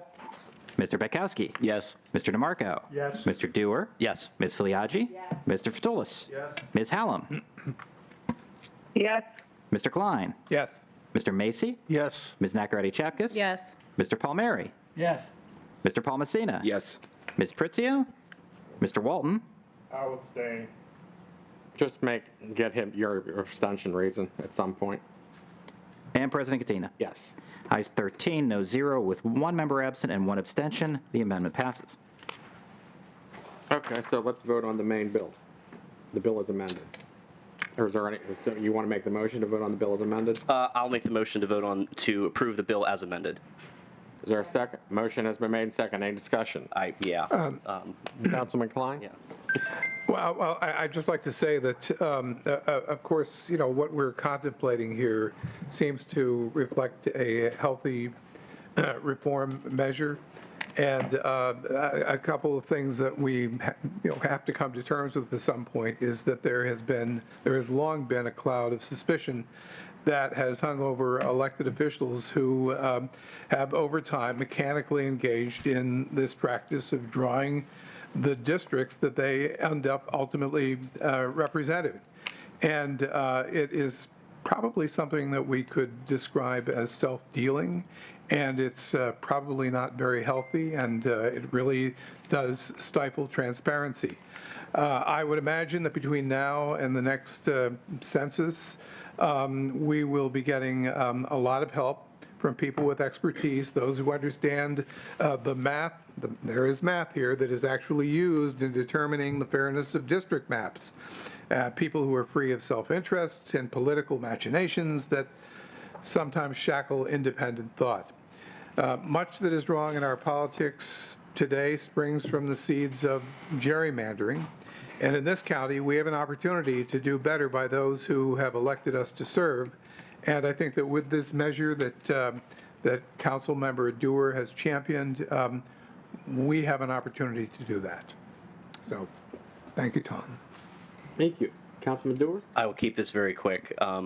I just, if this passes tonight, this will be a culmination of 3 years of effort on this bill. It's the one I've worked on the longest, and something that I would be incredibly proud to leave behind as one of my small pieces of my legacy on this body. I wanted to thank, very quickly, the Public District Law Center and the Brennan Institute for Justice, who were instrumental, and the experts I spoke with there in crafting this bill 3 years ago. I wanted to thank my colleagues. I've spoken with a lot of you about the importance of this, and I hope I've conveyed what I felt that all of the good this can do in bringing enhanced faith from the public for the way we conduct ourselves when it comes to redistricting in the future. And also, I want to thank, all of the activists and groups that spoke up and helped push this across the finish line this last month. There's so many people that came here tonight to speak on this, but Julie Zavin is just a force. And she has been, really leading the charge in the community with this, helping get a bunch of community interest groups together to support this bill. And you've heard a number of them tonight, a number of them past few months coming to speak at council about this and urging all of us to adopt this. So I wanted to shout out just those people in particular. This was not a single effort for me. This took a lot of work to get to where it is right now. And I am truly appreciative of all of the stakeholders that brought this, was able to bring this to the floor tonight. So thank you. Thank you. Councilman Futulis? Don't he ever look down this way? Okay. First of all, I support this bill. But I know we've been accused of what we call gerrymandering. I've been on council long enough to go through two of the redistricting here.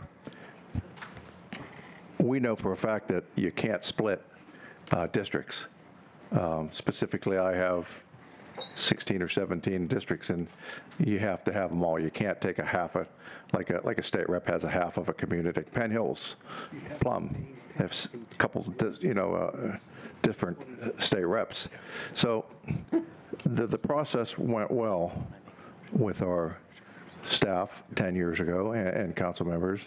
And it went well again this time with Tom actually was the leader with the redistricting with Sam and others here. So it was done well and everybody was in agreement to it on both parties, Democrats and Republicans. And so technically what we're going to do is we're going to create a commission and so we don't have to do it. And I think that's not a bad thing. I think it's a great thing to move forward, and maybe the state will recognize the fact that maybe they should follow us for a change, and let that be done correctly, because I know they don't, and I don't know if the federal government does. I'm not sure, but I just know that the state, whoever's the majority, gets to do the redistricting. So I do support this. Thank you. Councilmember Akarali-Chapkus? I would just like to say that this bill speaks to transparency and good governance and a defined process. And for that, I am appreciative to Councilmember Dewar and will be supporting it. Councilmember Fine, did you have something? Oh, I just wanted to, there are some stalwarts in the room tonight. Annette, the League of Women Voters, Ron and Marcia Bandis, and Deborah Fioca's here as well. And they have also been, foot soldiers who have been really beating the drum for many, many years. So thank you for all of your hard work as well. Thank you. Anyone else this evening? Councilmember Bukowski? my wife complains to me about how long it takes to get things done. And, Councilman Dewar saying that, that this has been a long labor. And I have to remind my wife that things taking a long time is not a mistake. It's part of the process. It's the way things get done. And just even to reinforce that for you, even just shows, the efforts this evening to kind of, fine tune and make just a better product of what we have in front of us. So yes, things do take a long time. If you want decisions to be quick, we can have a dictator, and then things get done really fast. I kind of like the way we do things, even though it takes a little bit longer. Thank you. Anyone else this evening? Councilmember Walton?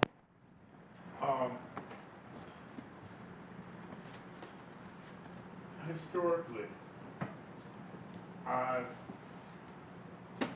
had a healthy dose of skepticism about how redistricting is done generally in this country. And while I still have some concerns that you ain't getting the door. Gives rise to pause. My belief in the work that folks like Mr. Bandy has done and been engaged in for over 15 years that I've known him and worked with him on a host of projects, allay some of those fears and concerns, and believe that there is an opportunity to move forward. So despite that healthy dose of skepticism that I operate with every day, I'm going to vote yes for this. Anyone else this evening? Councilman DeMarco? Thank you, Mr. President. I'd also like to take the opportunity to thank you for the process that you put in place here when we initiated the redistricting and putting together a committee. And I'd like to thank Councilman Dewar, who worked with myself as well as the other members of the committee to try to come up with the best maps we could based upon the best practices we had seen, conducted at the state and federal levels. In the past, I've always believed that folks that were accountable to the public were the ones that should be the ones to draw these maps, because the public then had a say. When I was in business, you hear people talking about doing business with a handshake. Well, we did contracts, and people said, well, why do you do it with a contract? And that's because the contract will be in place long after we're gone. Any one of us who are agreeing to something could walk down the street, get hit by a bus. A contract says, this is what was agreed to, prior. And, for some of the things that I've heard, recently, makes me believe that putting a process in place like this, where we're spelling it out, where everybody understands what it is, where council is bound to it as well, isn't a bad idea. So I will be supporting this, Mr. President, and I want to thank Councilman Dewar for his hard work in bringing this to the fore. Thank you. Anyone else this evening before we do a roll call? Roll call vote. On the motion to approve, Ms. Bennett. Yes. Mr. Bekowski. Yes. Mr. DeMarco. Yes. Mr. Dewar. Yes. Ms. Filiaggi. Yes. Mr. Fatoulis. Yes. Ms. Hallam. Yes. Mr. Klein. Yes. Mr. Macy. Yes. Ms. Nacarati-Chapkus. Yes. Mr. Palmieri. Yes. Mr. Palmacina. Yes. Ms. Pritzio. Mr. Walton. Yes. President Katina. Yes. Ayes 14, no 0, with one member absent. The bill passes.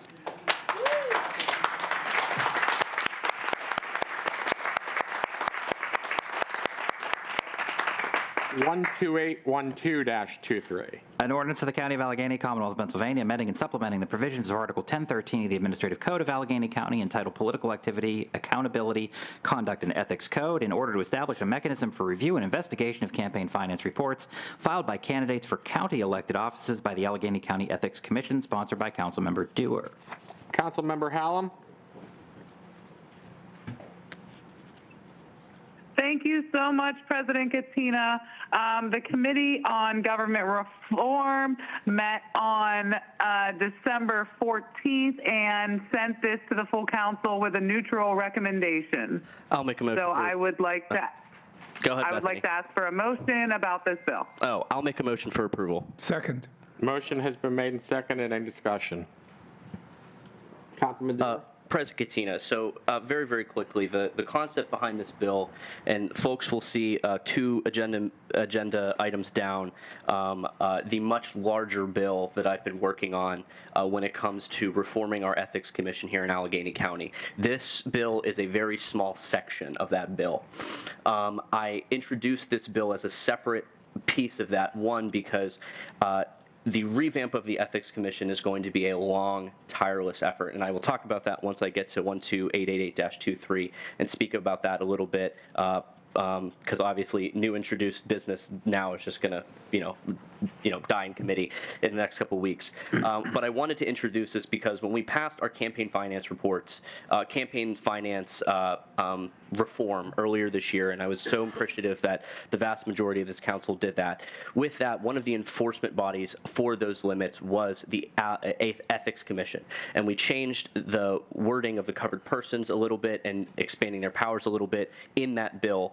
But one of the things that I have heard from concerns about good government activists in the community following the passage of those limits and that law and those laws has been the timeliness of the commission to currently be able to address any concerns when it comes to campaign finance violations from the ACE Commission currently. I understand some members have some reservations about wanting to deal with this, and hopefully my bill is a good jumping off point about the ACE Commission reform in its totality. Whether this passes tonight or not, I would hope that whatever bill eventually does come out for that reform, President Katina, that hopefully that this small piece is included in that, as I see it as an important enforcement mechanism for timely enforcing the limits we passed earlier this year. I would like to pass this tonight just so we are prepared for 2025 when these limits will come into place. That'll be the first county cycle where these limits have effect. And I believe firmly that the complete overhaul of the ACE Commission, if the next council takes this up, will stretch long past next year. And that is not a criticism of how fast this body moves. It's just a note of I've started working on that, and I can tell you that's going to take a lot of work. So I at least would like to get this in place for campaign finance to make it the current version as effective as it can be, but do understand if some folks have reservations about wanting to tackle this in its totality. But I appreciate the ability to at least consider this tonight and make this folks aware that this is an important change that needs to be made, in my opinion, as the crafter of those limits at some point down the line, if not tonight. Thank you. Councilmember Burkowski? I guess this is a record for me. It'll be twice in one night that I comment about my wife. Be careful. Well, as I said earlier, I remind my wife that things in government move slow on purpose, that's not a flaw, it's not a mistake. Things are by design to give the elected people responsible for these things really time to be deliberate. And oftentimes there are unintended consequences to things that aren't immediately apparent, but that if are given just a little bit more time for some thought, or maybe a little bit more time to gather input from people who are really experts in the matter. I am familiar enough with everyone sitting on council to know that everyone here has good intentions in terms of good governance and transparency and trying to be open and ethical and honest and just all around generally good people. One of the concerns that just in the world that we live in, And as Councilman DeMarco mentioned earlier, the reason why we put things in writing is so that they live on after us. And the things that we do here can have a tendency to be here when we're gone and maybe do things that we didn't really anticipate or mean. So where I'm taking a long time to get to is the world that we live in, not the perfect world, but the world that we live in. People use things for the wrong reasons. And we see it today with presidential impeachment inquiries. And I'm concerned that that council should spend some time thinking this through to be sure that this doesn't become a weapon. And I would not like to see the Ethics Commission being turned into a weapon like that. So I'll be a no vote on this in order to give council a little more time. As it's been mentioned earlier, this won't affect anything until 2025. So we certainly have a little bit of time to be deliberate and thoughtful and consider potential other impacts of our actions. Anyone else this evening? Hearing no one, Jared, please take a roll. On the motion to approve, Ms. Bennett. No. Mr. Betkowski. No. Mr. DeMarco. Yes. Mr. Dewar. Yes. Ms. Filiaggi. Yes. Mr. Fatulis. Yes. Ms. Hallam. No. Mr. Klein. Yes. Mr. Macy. Yes. Ms. Nacarati-Chapkus. No. Mr. Palmieri. No. Mr. Palmacina. No. Ms. Pritzio. Mr. Walton. Yes. President Katina. No. Ayes 7, no 7, with one member not present. The bill fails. I didn't go into why. I mean, you and I know what you and I had the discussion on this already. So, Committee on Health and Human Services for the second reading, 12741-23. An ordinance amending and supplementing the Allegheny County Code of Ordinances, Division 5, entitled Health and Sanitation, through the creation of a new Chapter 560, entitled Right of Choice, sponsored by Councilmember Dewar. Councilmember Klein? Yes, this is, hold on, I'm awake here. This ordinance was considered and reviewed at the most recent meeting of the Committee on Health and Human Services, and it comes to council today for our full consideration with an affirmative recommendation. Second. Motion has been made and seconded. Any discussion? Councilman Dewar. Now this is the last you'll hear from me. I want to thank the HHS committee I'm going to for... hold you to that, Tom. Yeah, I know. Oh, no, I have to talk about the next thing, so it's not the last you'll hear from me. I'm really milking this last meeting for all it's worth. I want to thank the members of the HHS committee for considering this. It's pretty incredible that this really hasn't gotten any press about it, given that if we were tried to pass this years ago, I think this would have been something discussed. For me, setting forward a forward-thinking potential policy that could come into play if Allegheny County or counties of second-class status individually are given the ability to craft their own laws regarding reproductive rights access, I think, is incredibly important in forward-thinking health legislation. And because of that, I would urge, in the interest of looking to that potential future that may never come, I would urge that my colleagues adopt this tonight in preparation for that. But that's it. Thank you very much, President Katina. Thank you. Councilman DeMarco? Thank you, Mr. President. In looking at this ordinance, a couple things pop into mind here. One, we're looking at what ifs down the future. And I would remind everyone that federal law supersedes state law supersedes county law. So if the federal government passes a law saying something, or the state passes a law saying something, what we do here at the county level doesn't supersede that. And when I look at this, it could have been very simple. If you look at the first page, the second whereas, it says, whereas it is the judgment of council that it is neither appropriate nor well advised for units of government presided over by transient groups of elected officials to attempt to interpose their own belief systems between any individual and their healthcare providers in making the difficult decisions regarding such procedures. I would be supportive of that. But because of the two things that I mentioned here, one, again, we can't supersede state and federal law. For that reason, I can't support the legislation. Thank you, Mr. President. Thank you. Anyone else this evening? Hearing no one else, Jared, please take roll call vote. On the motion to approve, Ms. Bennett. Yes. Mr. Betkowski. Yes. Mr. DeMarco. No. Mr. Dewar. Yes. Ms. Filiaggi. Yes. Mr. Fatulis. Yes. Ms. Hallam. Yes. Mr. Klein. Yes. Mr. Macy. No. Ms. Nacarati Chapkus. Yes. Mr. Palmieri. No. Mr. Palmesina. No. Ms. Pritzio. Mr. Walton. Yes. President Katina. I'm conflicted. People went all different directions on this. Yes. Ayes 10, noes 4, with one member not present. The bill passes. Any liaison reports this evening? Hearing none, moving on. New business ordinances, resolutions, 12888-23.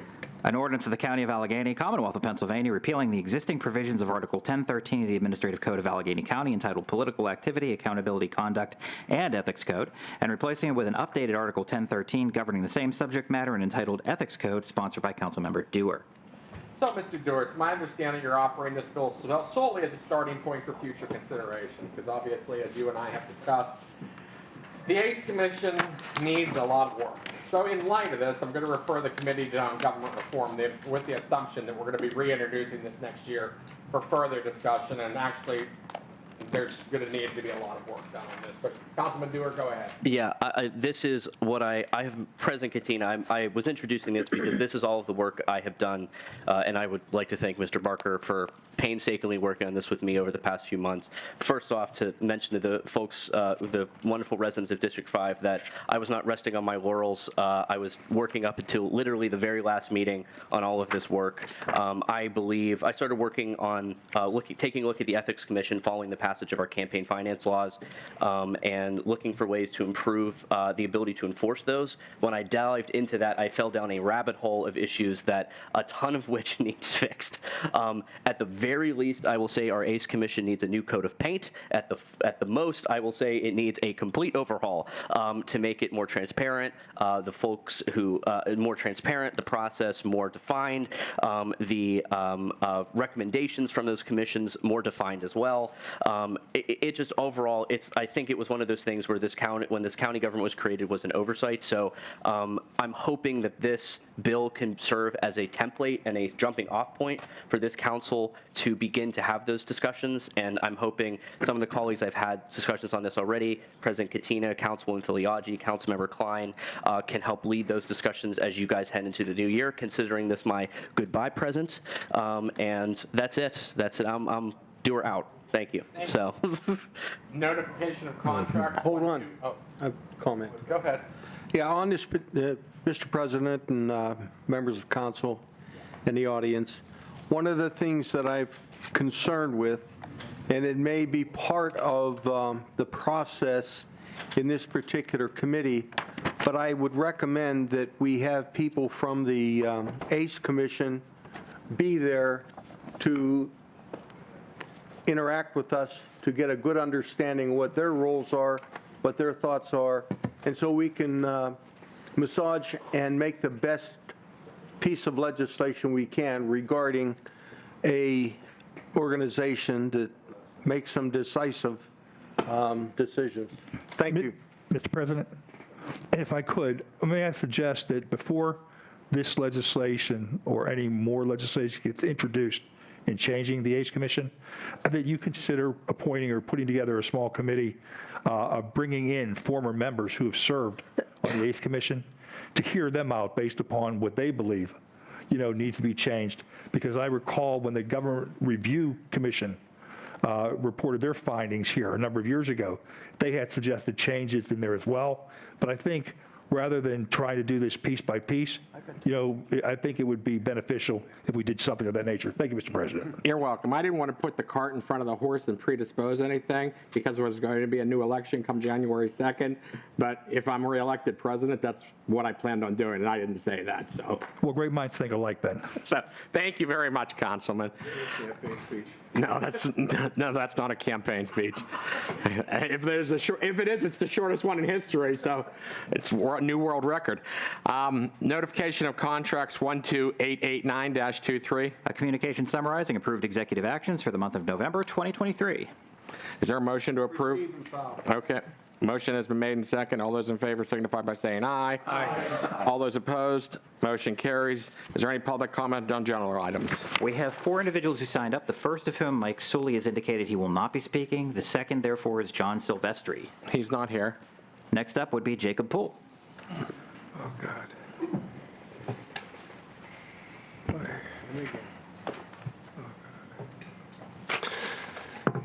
Good afternoon, I'm Jacob Poole, and I'm here to discuss child trafficking in the Pittsburgh area. Specifically, I'm in front of you as a person that was child abducted from Eastern Europe, and I'm in front of you in violation of international law, which means that people in the Pittsburgh area and Westmoreland County, Allegheny County, went to Eastern Europe behind the Iron Curtain when it was being destabilized in the 90s by force, and brought me here as a child by force. And I'm in front of you in violation of international law, and I've been here alone, isolated in the Pittsburgh area ever since, in violation of international law. Because I'm in front of you as a moved here person, as a child from Eastern Europe, being forced to perform forced labor since I was a child in Westmoreland County, Allegheny County, for the last 27 years. So again, I'm Jacob Poole. My previous name was Zsolt Levente Jakob from Eastern Europe. I was brought to America in 1996 from a facility where I was with hundreds to thousands of children in Eastern Europe. After the Berlin Wall collapsed, Czechoslovakia was breaking up, Romania, Hungary, and Yugoslavia were having civil wars. I was in a facility run by the Heinz Foundation, connected to the Bethlehem communities in Ligonier, Pennsylvania, connected to organizations, charities in Eastern Europe, using church funding and taxpayer money to funnel expertise and money over there to essentially collect thousands of children whom I was with, and I'm in the Pittsburgh area now. I've been here since for 27 years, since I was pretty much a minor child, since I was a little kid. And this is how I'm here. I'm kept alone, medically hurt, with intense pain all the time, confused and disoriented. And I was child transported here by myself from Eastern Europe with the name Zsolt Levente Jakob. I was at the University of Pittsburgh, then at PNC Bank, then at Giant Eagle, passed from one location to the other, and then one apartment building to the next, all the while just given enough money for food and just basic sustenance, even though I was given PhDs and advanced degrees, and I was forced to interact with other European visitors and students from Poland, Norway, Germany, Hungary, all those areas, and tell them I was child abducted here in the 90s when the Iron Curtain collapsed, and I was with thousands of children whom I haven't seen since the 90s, who were all being prepared just like me to be brought through the Pittsburgh area for exploitation.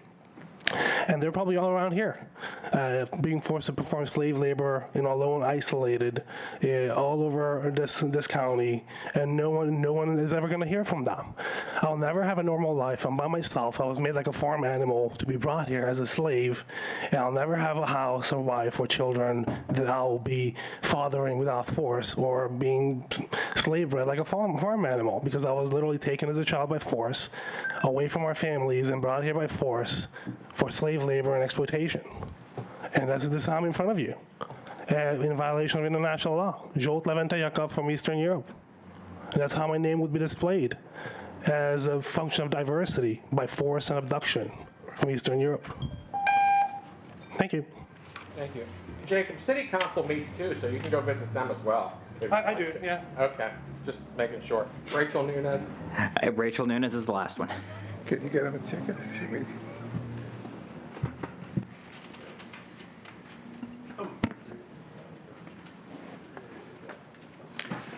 It's Nunes, thank you.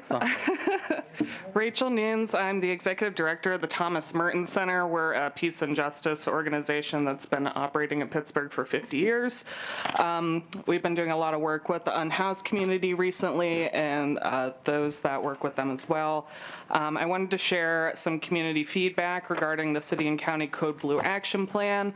I was at Second Avenue Commons last week for the first run of the plan, along with some other members of the community who were also there last night. And although it seemed like things ran smoothly, we were surprised not as many of our shelterless neighbors were there. We found that a lot of folks hadn't heard about the plan at all, and if they did, they were hesitant for a variety of reasons. We received feedback from folks on the streets that dogs aren't allowed to come in with their owners, despite pets being in extreme risk in cold weather as well. Folks rely on these pets for a number of reasons, most notably for emotional support, living under the weight of homelessness, or a tie to their life before becoming unhoused. Not only did there seem to not be enough communication with the hundreds of people living outside about the plan, also when folks presented to overflow at Second Ave Commons, staff weren't communicating with people about the plan very well. They were short with people, or flippantly responding to them, leaving them more confused and upset. I was able to talk to some of those folks after they had those interactions, and they were able to make a decision to get on the bus to get to Amen for the evening. We know that the Hawk and the outreach teams associated with it work hard to ensure our neighbors know about these resources. But from what I understand, the shelter where people were being told to present when Code Blue was in effect was not at that table receiving the same information as other shelter administrators on the Hawk, and taking part in developing a joint outreach strategy with the Hawk. And in circumstances like this, matters of literal life or limb, it's crucial that shelter staff have all the information they need in order to provide it to people seeking emergency shelter, and that they be compassionate above all. Our neighbors lost a massive resource with the closure of the Smithfield shelter, and the stopgap solution isn't perfect by any means, but ensuring that communication is clear at all levels, down to, staff and the people living outside, most importantly, is so important and can be life-saving. I hope that in the coming weeks that community can receive some sort of report back from the city and county's perspective, as well as plans to better the communication issues we're seeing, and how to better serve and accommodate our unhoused neighbors under the Code Blue Action Plan. Thanks. Thank you. Anyone else? That's it. Is there a motion to adjourn? Is there a second? Motion has been made and second. All those in favor signify by saying aye. Aye. All those opposed, motion carries. Happy holidays, everyone.